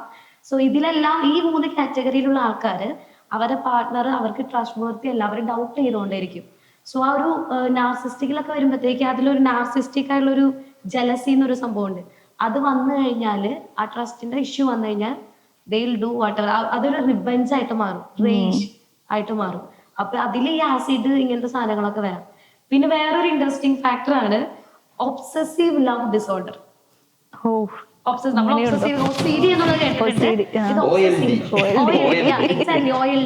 OLD എന്നതുകൊണ്ട് ഉദ്ദേശിക്കുന്നത് കൺട്രോളിംഗ് ആണ്, ഓവർ കൺട്രോളിംഗ് ആണ്. അതായത് എന്റെ പാർട്ണർ ഇങ്ങനെയായിരിക്കണം, അതില് എന്റെ ഒബ്സസീവ് തോട്ട്സ് വന്നിട്ട് എന്റെ ബിഹേവിയർ അങ്ങനെ മാറുകയാണ് ചെയ്യണത്. ലൈക്ക് അവരെന്നെ ഇങ്ങനെ ഇന്റിമേറ്റ് ചെയ്യണം, പോണത് പെർമിഷൻ എടുക്കണം, കംപ്ലീറ്റ് ഒബ്സെഷൻ. അതുപോലെ പിന്നെ വേറൊരു റീസൺ ഇതായിരിക്കാം, നമുക്കെല്ലാവരും പാട്രിയാർക്കൽ ബിലീഫ് ഉണ്ട്. മസ്കുലൈൻ എന്ന് പറയുന്നത് കൺട്രോളിംഗ് ആണ്, ഡോമിനന്റ് ആണ്. സോ അതിനെ എനിക്ക് റിജക്ഷൻ വന്നു കഴിഞ്ഞാൽ ഞാൻ എന്റെ സ്വഭാവം കാണിക്കും. That is masculine nature. ഞാൻ ഡോമിനേറ്റ് ചെയ്യും, ഞാൻ വേണമെങ്കിൽ ഉപദ്രവിക്കും. അത് ദാറ്റ് ഷോസ് മൈ മസ്കുലാനിറ്റി എന്നുള്ള സംഭവം. അതുപോലെ തന്നെയുള്ളതാ ഇപ്പൊ ഇങ്ങനെ കാണിച്ച് ഈ അഗ്രഷൻ ഇപ്പൊ നോർമലൈസ്ഡ് ആയി ഇപ്പൊ നമ്മുടെ സൊസൈറ്റിയിൽ. അതായത് ആർക്കും ആരെ വേണമെങ്കിലും എങ്ങനെ വേണമെങ്കിലും ഉപദ്രവിക്കാം, ശരിയാക്കാം, മസ്കുലൈൻ. ഈവൻ ഇപ്പൊ നിങ്ങൾ കണ്ടില്ലേ ചില അമ്മായിമാരൊക്കെ സീരിയലാണ്, അവൾക്ക് 2 അടി കിട്ടാതെ തന്നെ കുഴപ്പമില്ല. നോർമലൈസേഷൻ നടന്നത് കൊണ്ടാണ്. പിന്നെ നമ്മുടെ ഗ്രീക്ക് സ്റ്റോറീസില് ഒതെല്ലോന്റെ കഥ പഠിച്ചിട്ടില്ലേ? ഒതെല്ലോ സിൻഡ്രോം എന്ന് പറഞ്ഞൊരു സാധനമുണ്ട്. അതായത് അത് ജലസിയാണ്, എന്റെ പാർട്ട്ണറോടുള്ള ജലസി. അത് എങ്ങനെ വേണമെങ്കിലും നമുക്ക് ഡെവലപ്പ് ആയി എടുക്കാം. അതായത് മേ ബി അവരുടെ പ്രൊഫഷൻ വൈസ് ആയിരിക്കാം ജലസി തോന്നുന്നത്, അവരുടെ ഈക്വൽ ആയിട്ട് ഞാൻ എത്തുന്നില്ല. നിങ്ങൾ ഇപ്പൊ ചില ഇഷ്യൂസ് ഇപ്പൊ കുട്ടികൾ തന്നെ, ഞാൻ പഠിപ്പിച്ചൊരു കുട്ടി ഉണ്ടായിരുന്നു, പുള്ളിക്കാരി ടോക്സിക് റിലേഷൻഷിപ്പിലായിരുന്നു, എൻഗേജ്മെന്റ് വരെ കഴിഞ്ഞിട്ട് അത് പിന്നെ ക്വിറ്റ് ചെയ്യേണ്ടി വന്നു. സോ ഈ കുട്ടി ഫ്രണ്ട്സിന്റെ അടുത്ത് മിണ്ടുന്നത്, അല്ലെങ്കിൽ ഫ്രണ്ട്സിന്റെ അടുത്ത്, she's A very beautiful dancer, artist ആണ്, അവരുടെ ഡ്രോയിങ്സ് ഉണ്ടല്ലോ ഭയങ്കര ഒറിജിനാലിറ്റിയാ. ഈ കുട്ടീനെ ഇങ്ങനത്തെ കോമ്പറ്റീഷനിൽ പങ്കെടുക്കാൻ ആ പുള്ളി സമ്മതിക്കില്ല, പങ്കെടുക്കണ്ട. അല്ലെങ്കിൽ അതുപോലെ തന്നെ സീരിയസ്ലി ഷീസ് നന്നായി പഠിക്കുന്ന കുട്ടിയാണ്. ആ കുട്ടി ഒരു ദിവസം കരഞ്ഞു പറഞ്ഞൊരു സീനാണ്, ഈ എക്സാമിന് നീ തോക്കട്ടെ, നീ മാർക്ക് മേടിക്കണ്ട, അത് പറഞ്ഞ് പ്രഷർ ചെയ്തോണ്ടിരിക്കുക. സോ ആ പ്രഷർ എന്ന് പറയുന്നത് നീ എന്തിനു പഠിക്കണം, നീ എന്നാട്ടി മെച്ചമായിട്ട് പോകണ്ട. ദാറ്റ് ഈസ് ജലസി എന്ന് പറയുന്നത്. അത് ഭയങ്കര അവസാനം ഫാമിലീസ് ഇടപെട്ട് അത് നിർത്തുകയാണ് ചെയ്തത്. ഫാമിലി അറിഞ്ഞുകൊണ്ട് തന്നെയാണ് ഇഷ്ടപ്പെട്ടതൊക്കെ. അങ്ങനെയും ഒരു എക്സ്റ്റെൻഡ്, അതാണ് ഞാൻ ടോക്സിക് റിലേഷൻഷിപ്പിന്റെ കാര്യം പറയുന്നത്. ഈവൻ ദോ ഏത് റിലേഷൻ ആണെങ്കിലും ഒരു പേഴ്സണൽ സ്പേസ് അവിടെ ആവശ്യമാണ്, ഒരു പേഴ്സണൽ ഫ്രീഡം, കൺട്രോൾ, ബൗണ്ടറി. എന്റെ ജനറേഷനെ പറ്റിയാണല്ലോ ഞാൻ ആലോചിക്കാം. വളരെ ഫ്യൂ ആണ് ഇതല്ലാത്ത റിലേഷൻഷിപ്പ് ഞാൻ കാണുന്നത്. കോളേജിലാണെങ്കിലും എന്റെ ഫ്രണ്ട്സിനാണെങ്കിലും ഒരു majority of the relationships that I see, ഞാൻ കാണുന്നതിന്റെ കോളേജിലാണ് കാണുന്നത്, ഈ ടോക്സിക് ആയിട്ടുള്ള ഇങ്ങനത്തെ പ്രശ്നങ്ങളുള്ള റിലേഷൻഷിപ്സ്, കൺട്രോളിംഗ് ആയിട്ടുള്ള വളരെ ഫ്യൂ ആണ് ഈ റിയൽ ലവ് ഒക്കെ ആയിട്ട് ഞാൻ കാണുന്നത്. Very few. അല്ല, അതില് സോന പറഞ്ഞതിനോട് ഒരു പോയിന്റ് ഞാൻ ചിന്തിക്കുന്നത്, ഇപ്പൊ എനിക്കൊരു ഗേൾ ഫ്രണ്ട് ഉണ്ടെന്ന് വിചാരിക്കുക, ഞാൻ ഇത്തരം മെന്റാലിറ്റി ഉള്ള ഒരാളാണ്. അയാളുടെ എല്ലാ പൊട്ടൻഷ്യലും ഞാൻ ഇല്ലാതാക്കുവാണ്. അയാളുടെ ഫ്യൂച്ചറിലെ അയാൾക്ക് ഒരു പേഴ്സണാലിറ്റി ആണല്ലോ, ഞാനും അയാളും രണ്ട് പേഴ്സണാലിറ്റി ആണ്. പക്ഷെ അയാളെ ശരിക്കും പറഞ്ഞാൽ കുറച്ചു നാൾ കഴിയുമ്പോൾ ഐ എം എ ലോസ്റ്റ്, നഷ്ടപ്പെടുവാണ്. ഇവിടെയാണ് ഞാൻ പറഞ്ഞ ഞാൻ പറഞ്ഞ ഒരു പോയിന്റ്, നേരത്തെ പറയാൻ വിചാരിച്ചൊരു പോയിന്റാണ്. രാജ്യത്ത് ഒരു ദിവസം 2011 തൊട്ട് 2015 കണക്കനുസരിച്ച് ഒരു ദിവസം 7 പേര് ഈ ലവ് എന്ന് പറയുന്ന ഈ ഒറ്റ കോൺസെപ്റ്റിന്റെ പേരിൽ മരണപ്പെടുവാണ്. ഒരു ദിവസം അതായത് 365 × 14 വർഷം, 2011 തൊട്ട് 15 വരെ 14 വർഷം, 14 വർഷം. അത് ഇൻറ്റു അല്ല അത് ഇൻറ്റു 365 ഇൻറ്റു 14 എന്ന് പറയുന്നത് 5110 ദിവസം. അത് ഡിവൈഡ് ബൈ 38,515 എന്ന് പറയുന്നത് പെർ ഡേ 7 മരണം നടക്കുവാണ്. ഏത് നമ്മൾ ഈ ആളുകൾ വാഴ്ത്തപ്പെടുന്ന ഈ ഒരു സ്നേഹത്തിന്റെ പേരിൽ. അത് നമ്മൾ വളരെ വാലിഡ് ആയിട്ട് ആ കാര്യങ്ങൾ എടുക്കുകയും നമ്മൾ ഈ ആർട്ടിക്കിൾ ഇവർ പറയുന്നത് അതായത് നമ്മളിപ്പോ ലവ്, അതായത് ഈ മരണം, ഈ സ്നേഹം കാരണമുള്ള മരണത്തെ കുറിച്ച് നമ്മൾ വായിക്കും. അതിന് തൊട്ട് താഴെയുള്ള ആർട്ടിക്കിൾ എന്താണെന്ന് അറിയാമോ? അതായത് ഒരു രാജ്യത്ത് ഭീകര, അതായത് ടെററിസ്റ്റ് അറ്റാക്കിനേക്കാൾ കൂടുതൽ മരണപ്പെട്ടിട്ടുള്ളത് ലവിന്റെ പേരിലാണ്. അപ്പൊ എത്രത്തോളം ഇതിന്റെ സീരിയസ്നെസ് നമ്മൾ മനസ്സിലാക്കാതെ പോവാണ്. ശരിക്കും നമ്മുടെ കുട്ടികൾക്ക് കൃത്യമായ അവയർനെസ്സുകൾ നൽകണം. ഇപ്പൊ വിനീതേട്ടൻ പറഞ്ഞപ്പോഴത്തേക്ക് ഞാൻ ഈ കുട്ടിയുടെ കാര്യം ചിന്തിക്കാറുണ്ട്. ഈ ടോക്സിക്കിന്റെ കാര്യം ഞാൻ പറഞ്ഞല്ലോ, ഈ കുട്ടി 3rd ഇയർ ആയപ്പോഴാണ് ഇതിന്റെ സിവിയറിറ്റി കൂടിയത്, ടോക്സിക്കിന്റെ ആ ഒരു പ്രഷർ കൂടിയത്. ആ 3rd ഇയറിലായപ്പോ കുട്ടി, ഞാൻ പറഞ്ഞു, നന്നായി വരയ്ക്കുന്ന കുട്ടിയാണ്. ഒറ്റ ഡ്രോയിങ് കോമ്പറ്റീഷൻ, ഡാൻസ്, പാട്ട് ഒന്നിനും പങ്കെടുക്കുന്നില്ല, മര്യാദയ്ക്ക് പഠിക്കുന്നില്ല. എത്ര തവണ കുട്ടീനെ വിളിച്ച് സംസാരിച്ചു എന്ന് അറിയുമ്പോൾ എന്താ പറ്റി. പക്ഷെ അന്നേരം കുട്ടിക്ക് മനസ്സിലായില്ല, അവൻ എന്നോട് ഇങ്ങനെ പറഞ്ഞു, അപ്പൊ ഞാൻ അവനെ അനുസരിക്കണ്ടേ, അതുകൊണ്ട് ഞാൻ ഇങ്ങനെ ചെയ്യുന്നു, സബ്മിസീവ് ആയിട്ടിരിക്കുന്നു എന്നുള്ള രീതിക്കാ. പിന്നീട് അതിന്റെ എക്സ്ട്രീം ലെവല് പോയപ്പോഴാണ് കുട്ടി ചിന്തിക്കാൻ തുടങ്ങിയതും ഫാമിലി മെമ്പേഴ്സിനോട് പറഞ്ഞ് അതിൽ നിന്ന് തന്നെ ക്വിറ്റ് ചെയ്യാനായിട്ട് ഇടയായിട്ടായിരുന്നു. ഇത് നമ്മള് ഇപ്പൊ പറഞ്ഞു തരുമ്പോൾ വളരെ നിസ്സാരമായിട്ട് തോന്നും, പക്ഷെ ഒരു ഡൗട്ട് ചോദിക്കാണ്. ഇത് ഫാമിലി തന്നെ അറേഞ്ച് ചെയ്ത മാരേജ് ആണോ, കൊച്ചു കണ്ടുപിടിച്ചാണോ? രണ്ടുപേർക്കും അറിയാം. അതായത് ഫാമിലിക്ക് അറിയാവുന്ന അവരുടെ ഡിസ്റ്റന്റ് റിലേഷനോ അതോ നെയ്ബർ, അങ്ങനെ ആ കൊച്ചു കണ്ടുപിടിച്ചതാണ്. ഇവര് തമ്മിൽ ഇഷ്ടത്തിലാണ്. 2 ഫാമിലീസിന് അറിയാം, 2 ഫാമിലീസിനും കുഴപ്പമില്ല, അങ്ങനത്തെ രീതിക്കാണ്. പക്ഷെ വേറൊരു ഫാക്ടർ ഉണ്ട്. ഈ കുട്ടി അമ്മേടെ അടുത്ത് പറഞ്ഞപ്പോഴത്തേക്ക് അമ്മ ഇവിടം വരെ എത്തിയില്ലേ, ഇനി എങ്ങനെയാ ഡ്രോപ്പ് ചെയ്യുന്നേ, ഒന്നും അഡ്ജസ്റ്റ് ചെയ്യാൻ നോക്ക്, ബാക്കിയുള്ളവർ എന്ത് വിചാരിക്കും. എക്സാക്ട്ലി ആ ഒരു സ്റ്റിഗ്മ ഉണ്ട്, നാണക്കേട്. പക്ഷെ ഈ ഒരു മിക്ക പാരന്റ്സിന്റെയും ഇഷ്യൂ അത് തന്നെയാ. പക്ഷെ ഇപ്പൊ ഇത്തിരി കൂടി എഡ്യൂക്കേറ്റഡ് ആയ പാരന്റ്സ് മാറി ചിന്തിക്കാൻ തുടങ്ങിയിട്ടുണ്ട്. പക്ഷെ ഇവരിങ്ങനെ ചിന്തിക്കുന്ന വഴി പ്രശ്നം എന്ന് വെച്ചാൽ അവരിപ്പോഴത്തെ ഒരു മൊമെന്റ് നാട്ടുകാരെ പ്രീതിപ്പെടുത്താന്നുള്ള ചിന്തിക്കുന്നത്, ഈ ലൈഫ് ലോങ് ഈ കുട്ടിയുടെ എങ്ങനെയായിരിക്കും എന്നുള്ള ചിന്തിക്കുന്നില്ല. ഒരു ഇമാജിൻ ചെയ്യേ, ഞാൻ എന്നെ വ്യക്തിത്വം നഷ്ടപ്പെട്ട് വേറൊരാളുടെ കീഴിൽ അടിമാനെ പോലെ ജീവിക്കാന്ന് പറയുന്നത് ദാറ്റ് ഇസ് നോട്ട് ഗുഡ്. ഇവര് ലവ് ബ്ലൈൻഡ് ആയിട്ട് എടുക്കുന്നോണ്ടാ. എന്താണ്, മറ്റൊരാള് എനിക്ക് തരേണ്ട റെസ്പെക്ട് തരുന്നുണ്ടോ അതൊന്നും ഇവർക്ക് ചിന്തിക്കുന്ന പോലും ഇല്ല. ഇവര് ഒരാളുടെ എന്തെങ്കിലും ആട്രിബ്യൂട്ട്സ് കണ്ട് ഇഷ്ടപ്പെട്ട് കഴിഞ്ഞാൽ പിന്നെ ബ്ലൈൻഡാ. പിന്നെ വേറെ ആര് പറയുന്നൊന്നും, ചിലപ്പോ അമ്മ തുടക്കത്തിൽ പറഞ്ഞാണ് മോളെ വേണ്ടെന്നൊക്കെ പറഞ്ഞ് ഡിസ്കറേജ് ചെയ്ത് കാണുന്ന എനിക്ക് തോന്നുന്നു. കാരണം ഏതൊരു അമ്മ ആദ്യം ഒന്ന് ഡിസ്കറേജ് ചെയ്യാൻ വേണ്ട എന്ന് പറഞ്ഞ് അമ്മ ഡിസ്കറേജ് ചെയ്തതാണ്. പക്ഷെ കൊച്ച് മുന്നോട്ട് പോയി. അവസാനം അമ്മയ്ക്ക് പറയേണ്ടതെന്ന്, അമ്മ പറയണതിനെ ഞാൻ ജസ്റ്റിഫൈ ചെയ്യല്ല, അമ്മ അവസാനം പറയാ മോളെ നാണക്കേട് കാരണം അമ്മ പറയാം മോളെ കണ്ടിന്യൂ എന്ന് പറയാ. ആ ഒരു അവസ്ഥ വരെ എത്തിയെന്നുള്ളതാണ് എന്റെ. ഇതിനോടുള്ള അനുബന്ധിച്ച് ഞാൻ സൈക്കോളജിയിൽ ഒരു തിയറി ഉണ്ട്, വളരെ ഇൻട്രസ്റ്റിംഗ് ആണ്. തിയറിയുടെ പേര് എനിക്ക് ഭയങ്കര ഇഷ്ടമാണ് കേട്ടോ, ട്രയാങ്കുലർ തിയറി ഓഫ് ലവ്. ഇത് നമ്മള് സോഷ്യൽ സൈക്കോളജിയിൽ വരുന്ന ഒരു തിയറിയാണ്. ഇത് പിള്ളേരെ പഠിപ്പിക്കാൻ ചെല്ലുമ്പോൾ പിള്ളേർക്ക് ആ ചാപ്റ്ററെ പിള്ളേർക്ക് ഇഷ്ടമാണ്. ചാപ്റ്ററിന്റെ പേര് റിലേഷൻഷിപ്പ് ബിൽഡ് ചെയ്യുക, അല്ലെങ്കിൽ ഇന്റർപേഴ്സണൽ റിലേഷൻഷിപ്പ് എന്നുള്ളത്. അത് കേൾക്കുമ്പോ തന്നെ അതുവരെ അവർക്ക് നോക്കിയിരിക്കുന്ന എല്ലാവരും യെസ് റെഡി എന്നുള്ള രീതിക്ക് നിൽക്കാം. സോ ഈ ട്രയാങ്കുലർ തിയറി ഓഫ് ലവില് ഞാൻ ഇടയ്ക്ക് നോട്ടൊക്കെ നോക്കണ്ട, ബിക്കോസ് തിയറി ആകുമ്പോ തിയറി പോലെ തന്നെ പറയണല്ലോ. സിനിമയിൽ കാണുന്ന പോലെ ഒരു ഹീറോ,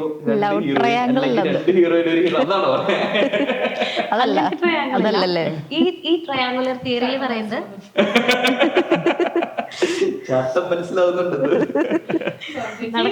നടക്കില്ല. ഓക്കെ, സോ ഈ ട്രയാങ്കുലർ തിയറിയിൽ വരുന്നത് 3 ഫാക്ടേഴ്സ്. അതായത് ഒരു ലവ് ബിൽഡ് ചെയ്യണമെങ്കിൽ നമുക്ക് 3 കാര്യങ്ങളാണ് വേണ്ടത്. ഒന്ന് പാഷൻ വേണം. പാഷൻ എന്ന് പറയുന്നത് ഒരാളടുത്ത് തോന്നുന്ന sexual attraction, sexual desire, physical attraction, അതാണ് ഈ പാഷൻ എന്ന് പറയുന്നത്. രണ്ടാമത്തേന്ന് പറയുന്നത് കമ്മിറ്റ്മെന്റ്. നമുക്കറിയാം കമ്മിറ്റഡ് ആയിട്ടിരിക്കുക ലൈഫ് ലോങ്. ഞാൻ എൻ്റെ ഒരു പേഴ്സണിന്റെ കൂടെ, ഇപ്പൊ ഞാൻ അച്ഛൻ്റെ കൂടെയാണ് life long. Oh my God. അപ്പൊ ഞാൻ എന്തെങ്കിലും കമ്മിറ്റഡ് ആണ് അല്ലെ, എല്ലാ കാര്യത്തിലും ഞാൻ മൂവ് ഫോർവേഡ് ആണ്, കമ്മിറ്റഡ് എന്നത്. പിന്നത്തെ വരുന്നത് ഇന്റിമസിയാണ്. ഇന്റിമസി മീൻസ് ക്ലോസ്നെസ് ആണ്, അടുപ്പം ഒരാളായിട്ടുള്ള. ഈ 3 ഫാക്ടേഴ്സ് ആണ്. ഈ ഒരു ഡൗട്ട്, പാഷനും ഇന്റിമസിയും തമ്മിൽ വ്യത്യാസമുണ്ട്. ആ. പാഷൻ എന്ന് പറയുന്നത് ഫിസിക്കൽ ഡിസയർ ആണ്, Okay, okay. സെക്ഷൽ അട്രാക്ഷൻ ആണ്, Okay, ആ. ഇന്റിമസി ക്ലോസ്നെസ് ആണ്, ഇമോഷണൽ ആണ്. ഹൃദയങ്ങൾ തമ്മിലുള്ള ഇമോഷണൽ closeness, okay. ഓക്കെ. ആ ഹൃദയത്തിന്റെ ഗ്യാപ്പില്ലായ്മ അതിന്. Emotional closeness. സോ ഈ മൂന്നെണ്ണത്തിന്റെയും കൂടിച്ചേരലാണ് ശരിക്കും പറഞ്ഞ ലവ് എന്ന് പറയുന്നത്. അതിൽ നമുക്ക് പറയാം, ഇപ്പൊ ഒരു പേഴ്സൺ ഇന്റിമസി മാത്രമാണ്, എനിക്കിപ്പോ അച്ഛനോട് ഇന്റിമസി മാത്രമാണ് തോന്നുന്നതെങ്കിൽ അതൊരു ലൈക്കിംഗ് ആണ്. അതിപ്പോ നമുക്ക് ഫ്രണ്ട്ഷിപ്പ് അതിനൊരു എക്സാമ്പിളാണ്. ലൈക്കിംഗ്, എനിക്ക് ആളെ ഇഷ്ടപ്പെട്ടു, കാരണം എന്താ, ചെറിയൊരു ഇന്റിമസി തോന്നുന്നുണ്ട്, ദാറ്റ് ഇസ് ലൈക്കിംഗ്. ഇനിയിപ്പോ എനിക്ക് ഒരാളോട് പാഷൻ ആണ് തോന്നുന്നത്, അതായത് പാഷൻ എന്തായിരുന്നു, സെക്ഷൽ ഡിസയർ അല്ലെങ്കിൽ അവര് that is Pure lust. Crush, lust, ആ ഒരു രീതിക്ക് നമുക്ക് പറയാം.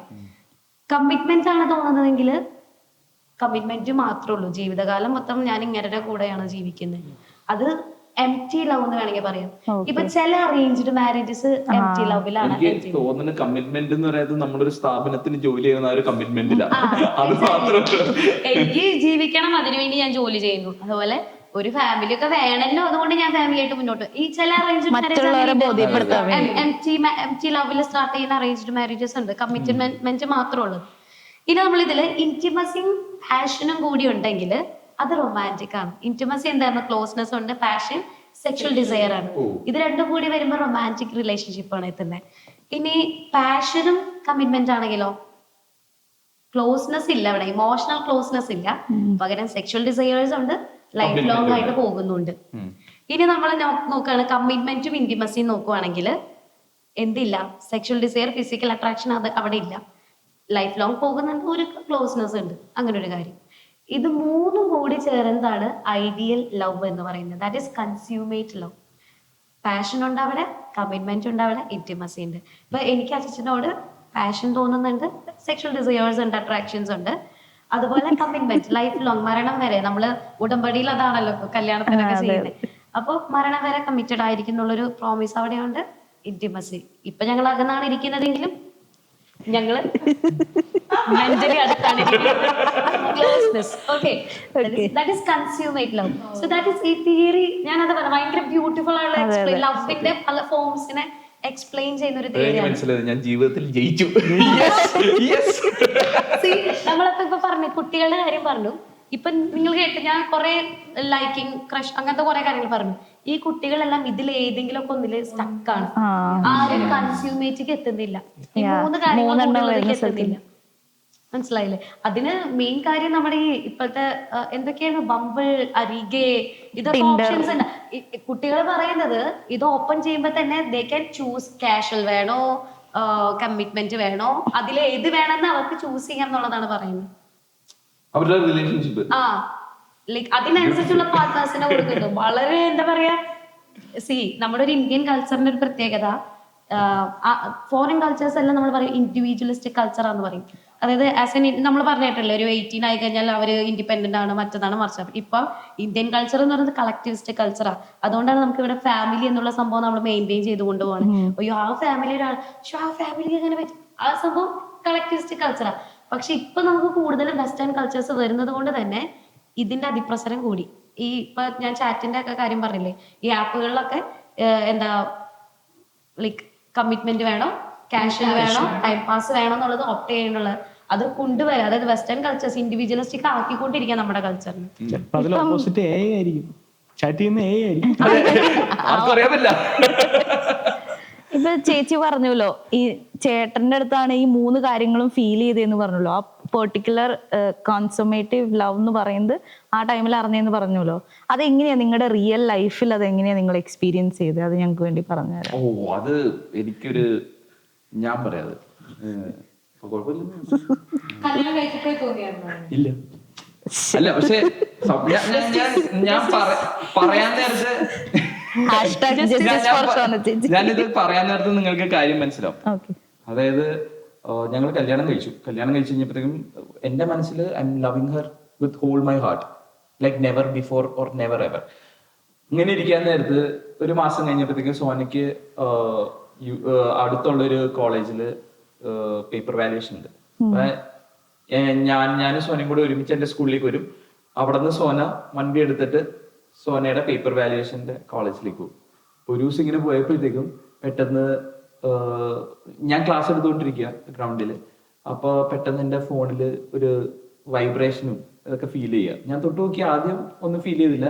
രണ്ടാമത് ചൂടാവും വൈബ്രേഷനൊക്കെ വന്നപ്പോൾ ഞാൻ തൊട്ട് നോക്കിയത് ആ കോള് തന്നെയാണോ അതെ ഇനി ലൈറ്റ് ഓൺ ആയതാണോ എന്ന് അറിയാൻ പാടാണ്ട് ഞാൻ ഫോൺ എടുത്തപ്പോഴത്തേക്ക് സോനയുടെ കോള്. എന്തിപ്പോ വിളിക്കണേന്ന് പറഞ്ഞ് ഞാൻ ഫോൺ എടുത്തപ്പോഴത്തേക്കും അപ്പുറത്ത് വേറൊരാളാണ് സംസാരിക്കുന്നത്. പുള്ളി പറയാണ് പാനിക്കാവണ്ട, വൈഫിനൊരു ആക്സിഡന്റ് പറ്റി, അതായത് ഇന്ന ഹോസ്പിറ്റലില് ഇച്ചിരി സീരിയസ് ആയത് കാരണം നമ്മൾ മെഡിക്കൽ ട്രസ്റ്റിലേക്ക് കൊണ്ടുപോകാന്ന് പറയാന്ന് പറഞ്ഞ്.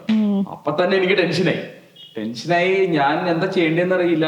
ഞാനപ്പം എന്റെ പ്രിൻസിപ്പളിനെ വിളിച്ചു പറഞ്ഞു. പ്രിൻസിപ്പൾ ഉടനെ തന്നെ ഞങ്ങളുടെ ഓഫീസിലുള്ള ഒരു പുള്ളിക്കാരിയുണ്ട്, പുള്ളിക്കാരിനെ വിളിച്ചു പറഞ്ഞു. പുള്ളിക്കാരി കാറ് കൊണ്ടുവന്നിട്ടുണ്ടായിരുന്നു. അപ്പൊ പുള്ളിക്കാരിനെ വിളിച്ചു പറഞ്ഞു ഞങ്ങള് രണ്ടുപേരും കൂടെ നേരെ ഹോസ്പിറ്റലിലേക്ക് പോവാ, ഈ പറഞ്ഞ ഹോസ്പിറ്റലിലേക്ക് പോവാ, അവിടുന്ന് മെഡിക്കൽ ട്രസ്റ്റിലേക്ക് കൊണ്ടുപോകണം. അപ്പൊ ഞാൻ ചെല്ലുമ്പോ അവിടെ ചെന്നപ്പോഴത്തേക്ക് ഞാൻ കാണുന്ന സീൻ എന്താന്ന് വെച്ച് കഴിഞ്ഞാൽ സോനയുടെ ഇവിടെ തലയുടെ ഇവിടെ നിന്ന് ഇങ്ങനെ പൊളിഞ്ഞു വന്നേക്കും. അപ്പൊ നമുക്ക് സ്കള്ള് കാണാം, പിന്നെ ലിപ്പ് ഇവിടെ കട്ടായിട്ട് വായടച്ചിരിക്കണമെങ്കിൽ നമുക്ക് പല്ലൊക്കെ കാണാം, പല്ലും പിന്നെ മേലത്തെ മോണയുടെ ഭാഗമൊക്കെ ഗംസിന്റെ ഭാഗമൊക്കെ കാണാം. പിന്നെ ഇവിടെ പൊളിഞ്ഞിരിക്കുന്നുണ്ട്. ഇവിടെ നമുക്ക് കണ്ടാൽ പോലും ഇങ്ങനെ സഹിക്കാൻ പറ്റാത്തൊരു ലെവല്ല. അപ്പൊ ഞാൻ വിചാരിച്ചു സീനാണ്, പ്രശ്നമാണെന്നൊക്കെ, കാരണം തലയ്ക്കാണല്ലോ ഇഞ്ചുറി. ഞാൻ കോൺഷ്യസ് ആയിട്ടുണ്ടായില്ല. അപ്പൊ തലയ്ക്ക് ഇഞ്ചുറി ചെയ്താണ്.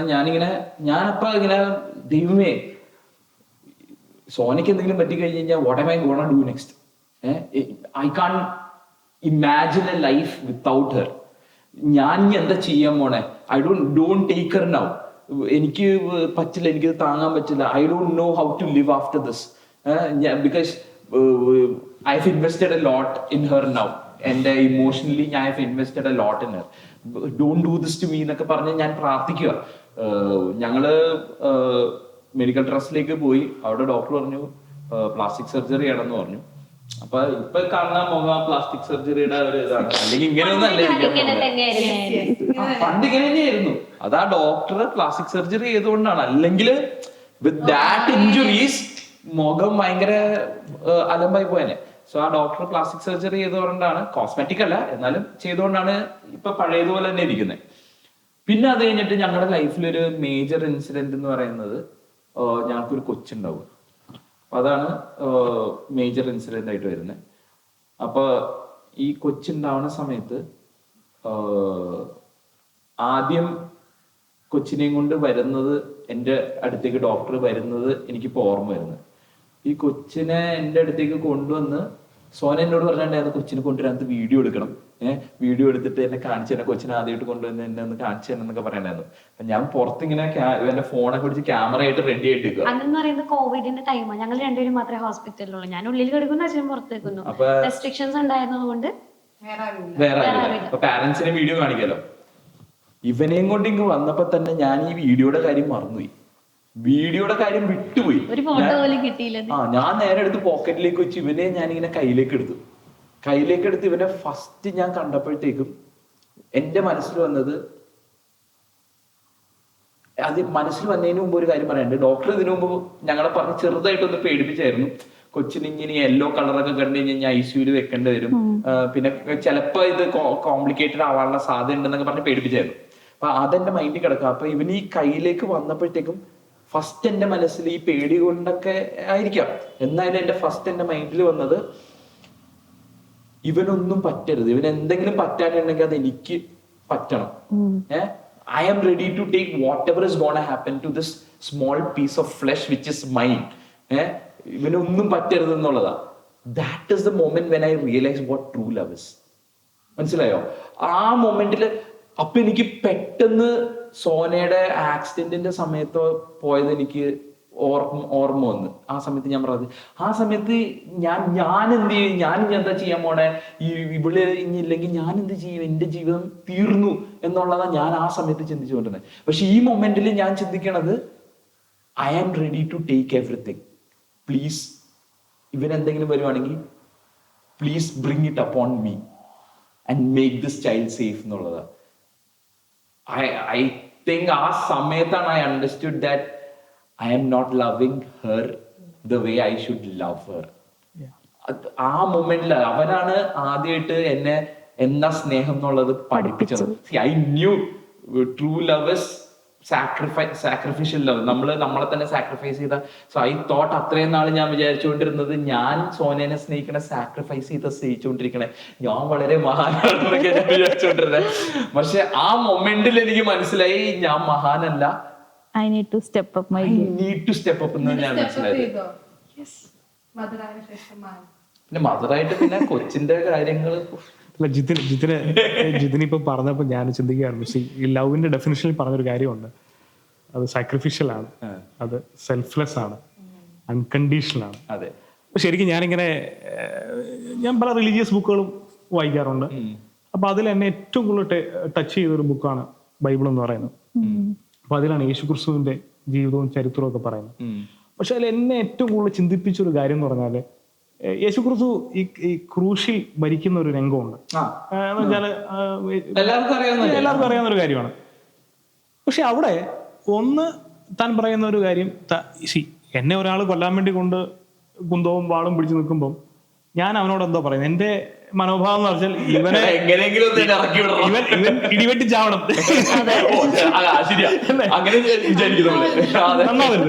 പക്ഷേ എന്നെ അതിജീവിപ്പിച്ചൊരു കാര്യം എന്ന് വെച്ചാല്, ഈ മനുഷ്യൻ പറയാണ്, അതായത് ഈ യേശുക്രിസ്തുവിനൊരു ദൈവസങ്കല്പം കൂടിയുണ്ട്.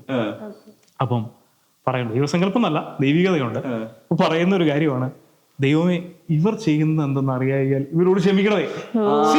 ഞാൻ ചിന്തിക്കുകയാണ്. പക്ഷെ അത് ഈ പുള്ളി ശരിക്കും പറ. അപ്പൊ ഞാൻ ഈ ഒരു സെൽഫ്ലെസ്, ഈ ഒരു സാക്രിഫിഷ്യൽ, അൺകണ്ടീഷണൽ ഫോർഗിവ്നെസ്. രണ്ടാമത്തെ കാര്യം വെച്ചാല് ജിതിൻ പറഞ്ഞ പോലെ, എനിക്ക് എന്തെങ്കിലും സംഭവിച്ചാലും ഇവന് സംഭവിക്കരുത്, ഈ കുഞ്ഞിന് സംഭവിക്കരുത് എന്ന് പറഞ്ഞ പോലെ യേശു പറയാണ്, എന്ന് വെച്ചാൽ തന്റെ ജീവിത ആ ലക്ഷ്യം തന്നെ മനുഷ്യരെ രക്ഷിക്കുക എന്നുള്ളൊരു കോൺസെപ്റ്റ് ആയിരുന്നു. അതാണ് ബൈബിള് നമ്മളോട് വിവർത്തനം ചെയ്യുന്നത്. യേശു പറഞ്ഞാൽ മനുഷ്യരെ, അതായത് ഈ മനുഷ്യർക്കൊന്നും സംഭവിക്കരുത്, അവർക്ക് വേണ്ടി എന്താണ് ഞാൻ സാക്രിഫിഷ്യൽ ആയിട്ട് ആ മരണം ഏറ്റെടുക്കാനായിട്ട് ഒരു പേഴ്സണൽ ഗെയിൻ ആഗ്രഹിക്കാതെ. ഞാൻ കഴിഞ്ഞിട്ടെ, എനിക്കുള്ളൊരു ഡൗട്ടാണ്, മനുഷ്യര് സഫർ ചെയ്യാണ്ടിരിക്കാൻ വേണ്ടി ഞാൻ മരണം ഏറ്റെടുക്കും, അതെങ്ങനെയാണത് മനസ്സിലായി? അല്ല, അതിനകത്ത് ഈ ബൈബിള് പറയുന്ന ഒരു കോൺസെപ്റ്റ് എന്ന് പറയുന്നത്, മനുഷ്യന്റെ ഒരു ബേസിക് നേച്ചറില് ഈ ദൈവികതയായിട്ട് അവൻ കുറെ ദൂരെയാണ് നിൽക്കുന്നത്. ഓക്കെ, എന്ന് പറഞ്ഞാല് നമ്മൾ ഈ പറയുന്ന ഈ ബൈബിളിന്റെ ഭാഷയിൽ പറയാൻ അതിന് ഒരു പാപമെന്നോ ഒക്കെ പറയാം. പക്ഷെ ഞാൻ അതിനൊരു തെറ്റെന്ന് പറയുന്നു. തെറ്റ് ചെയ്യുന്ന ഒരു മനുഷ്യൻ, ഇപ്പൊ ഒരു ജഡ്ജി, ഇപ്പൊ ഞാനൊരു ജഡ്ജിയാണ്, ജിതിനൊരു കുറ്റവാളിയാണ്, തീർച്ചയായിട്ടും നീതിന്യായ വ്യവസ്ഥ അനുസരിച്ച് അതിനൊരു ശിക്ഷയുണ്ട്. അവിടെയാണ് യേശു പറയുന്നത്, മനുഷ്യരെന്ന് പറയുന്നത് ദൈവസൃഷ്ടിയാണ്. ആ മനുഷ്യന് തെറ്റ് സംഭവിച്ചു. ഇപ്പം എന്റെ മോന് തെറ്റ് സംഭവിക്കുമ്പം അപ്പറഞ്ഞ രീതിയിൽ ഞാൻ അതിനെ ശിക്ഷിക്കുകയും അതോടൊപ്പം അവനെ സ്നേഹിക്കുകയും ചെയ്യും. അതായത് ശിക്ഷയേക്കാൾ കൂടുതൽ ആ സ്നേഹമാണ് ഞാൻ അവനെ അതിൽ നിന്ന് എന്ത് ചെയ്യും, കറക്റ്റ് ചെയ്യാൻ ശ്രമിക്കുന്നത്, അല്ലെങ്കിൽ അതിന് രക്ഷിക്കുന്ന, അവനൊരു അപകടത്തിലേക്ക് പോകണമെന്ന് ഞാൻ മനസ്സിലാക്കിയാൽ അവനെ ഞാൻ രക്ഷിക്കാൻ ശ്രമിക്കും. എന്ന് പറഞ്ഞ പോലെ തന്നെ ഈ ദൈവികതയില് യേശു പറയാണ്, മനുഷ്യൻ ആ തെറ്റിലകപ്പെട്ടു, അവർക്കിനി രക്ഷപ്പെടാൻ വേണ്ടി ഒരു വ്യക്തിത്വം അല്ലെങ്കിൽ ഒരു വ്യക്തി സാക്രിഫിഷ്യൽ ആയിട്ട്, അൺകണ്ടീഷണൽ ആയിട്ട്, ശിക്ഷയിൽ നിന്ന് ഒരു അൺകണ്ടീഷണൽ ആയിട്ട്, സാക്രിഫിഷ്യൽ ആയിട്ട്, സെൽഫ്ലെസ് ആയിട്ട് മരിക്കണം. ആ മരിക്കാൻ വന്ന വ്യക്തിത്വമാണ് ഞാൻ. അതുകൊണ്ടാണ് വേറൊരു ഹ്യൂമൻ ബീയിങ്ങിന് മരിക്കാൻ പാടില്ല. അങ്ങനെയാണെങ്കിൽ അല്ല, ഹ്യൂമൻ ബീയിങ് മരിക്കുമ്പോൾ അതാണ് ഞാൻ പറയുന്നത്, യേശുക്രിസ്തുവിന്റെ ഒരു ദൈവികത എന്ന് പറയുന്നത്. ഇപ്പം ഞാൻ ചോദിക്കുകയാണ്, ഞാനൊരു കള്ളനാണ്, എൻ്റെ കൂടെ മറ്റൊരു കള്ളനുണ്ടെന്ന് വിചാരിക്കുക. അപ്പം ഞാൻ പറയുവാണ്, ഞാൻ ആ കള്ളന് വേണ്ടി മരിക്കാം എന്ന്. അതാണ് അതൊരിക്കലും ഈക്വൽ ആവത്തില്ല. കാരണം അതേസമയം പറയാണ്, ജഡ്ജി പറയുവാണ്, കള്ളൻ അവിടെ നിൽക്കട്ടെ, കള്ളന് വേണ്ടി ഞാൻ മരിക്കാം എന്ന് പറയുമ്പോ അതിനകത്തൊരു നടക്കത്തില്ല. പക്ഷെ അതാണ് ശരിക്കും ഈ യേശുക്രിസ്തുവിന്റെ ജീവിതത്തില് ഞാൻ മനസ്സിലാക്കിയത്. എന്ന് വെച്ചാല് തന്റെ ജീവിതത്തിൽ താൻ ഇങ്ങനെ പറഞ്ഞു പോകുന്നത്, നിന്റെ അയൽവക്കംകാരെ സ്നേഹിക്കണം. അപ്പൊ ഞാൻ ചിന്തിക്കും, ഈ മനുഷ്യൻ ഇങ്ങനെയൊക്കെ പല സ്ഥലങ്ങളിൽ അയൽവക്കംകാരെ സ്നേഹിക്കണമെന്നും, എന്താ പറയുന്നത്, നിന്നെ കൊല്ലാൻ വന്നാൽ ശത്രു സ്നേഹിക്കണമെന്നും, നിന്റെ മുഖത്തൊരുത്തൻ അടിച്ചു കഴിഞ്ഞാൽ തിരിച്ച് ചെവിട് കാണിച്ചു കൊടുക്കണം എന്നൊക്കെ പറഞ്ഞ ഞാൻ ഇദ്ദേഹം ഇത് ചുമ്മാ ഒരു ഡ്രാമ പോലെ എഴുതി വെച്ചേക്കണ.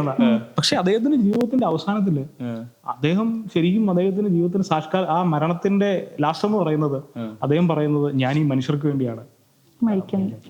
ശരിക്കും പറഞ്ഞാൽ ട്രൂ ലവ് എന്ന് പറയുന്നത് ഞാൻ ഈ ബുക്കുകളൊക്കെ വായിച്ചപ്പോൾ എനിക്ക് മനസ്സിലാക്കാൻ പറ്റിയത് യേശുക്രിസ്തുവിൻ്റെ ജീവിതവും അദ്ദേഹം പറഞ്ഞ കാര്യങ്ങളും അദ്ദേഹത്തിൻ്റെ ഈ മരണവും അത് ശരിക്കും ഈ പറഞ്ഞ ഈ selfless, sacrificial and unconditional love.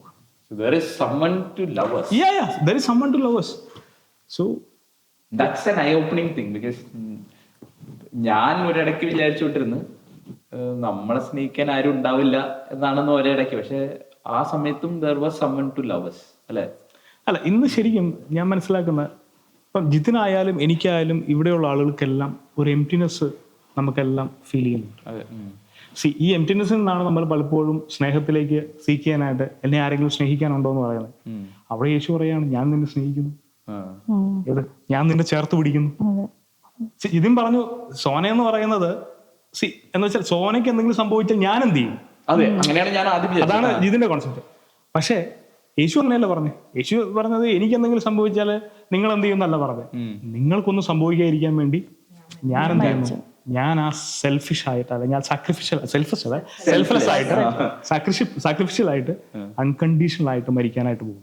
ആരും എനിക്ക് തോന്നുന്നില്ല ഈ ലോക ചരിത്രത്തിൽ അങ്ങനെ ഒരു അൺകണ്ടീഷണൽ ലവ് നമുക്ക്. ഞാൻ തന്നെ ഹലീലിനെ ഞാൻ പറഞ്ഞു let anything happen to me not him എന്ന് പറഞ്ഞു.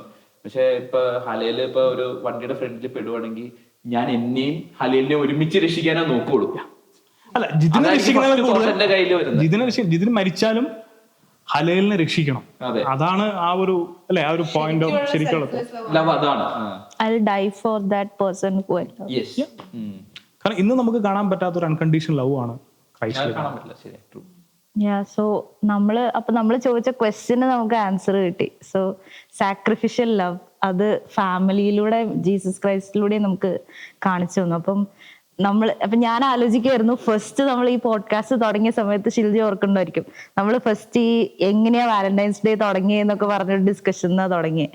അപ്പൊ അതില് ജൂബിൽ നമ്മളോട് പറഞ്ഞായിരുന്നു ഫാമിലീസിനെ മാരിറ്റൽ ലവിനെ സെലിബ്രേറ്റ് ചെയ്യാൻ വേണ്ടി തുടങ്ങിയ ഒരു ഡേ ആണ് വാലന്റൈൻസ് ഡേ എന്ന് പറഞ്ഞായിരുന്നു.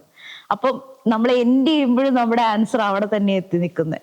ഫാമിലി സെലിബ്രേറ്റ് ചെയ്യാൻ, അതായത് ഫാമിലിയിലുള്ള ലവ്, ഫാമിലി മനസ്സിലാക്കി കൊടുക്കുന്ന ലവ്, മാരിറ്റൽ ലവ് സെലിബ്രേറ്റ് ചെയ്യുന്ന ഒരു ഡേ ആയിട്ട് വാലന്റൈൻസ് ഡേ ഇന്നും ചിലവരുടെ അത് അനുഭവിച്ചറിയുന്നവരുടെ ജീവിതത്തിൽ ഉണ്ടെന്ന് നമുക്ക് മനസ്സിലായി. സോ അത് നമുക്ക് പിന്നെയും തിരിച്ച് നമ്മൾ അവിടെ തന്നെ പോയി നിൽക്കുക. അതാണ് നമ്മുടെ കൺക്ലൂഷൻ അഗെയിൻ. നമ്മൾ ഈ കുഞ്ഞുനാളിൽ തോന്നുന്ന സ്നേഹവും പ്രണയവും ഒന്നും അല്ല, കാത്തിരുന്ന് നമുക്ക് ട്രൂ ഒരു കൊച്ചുണ്ടാവണം.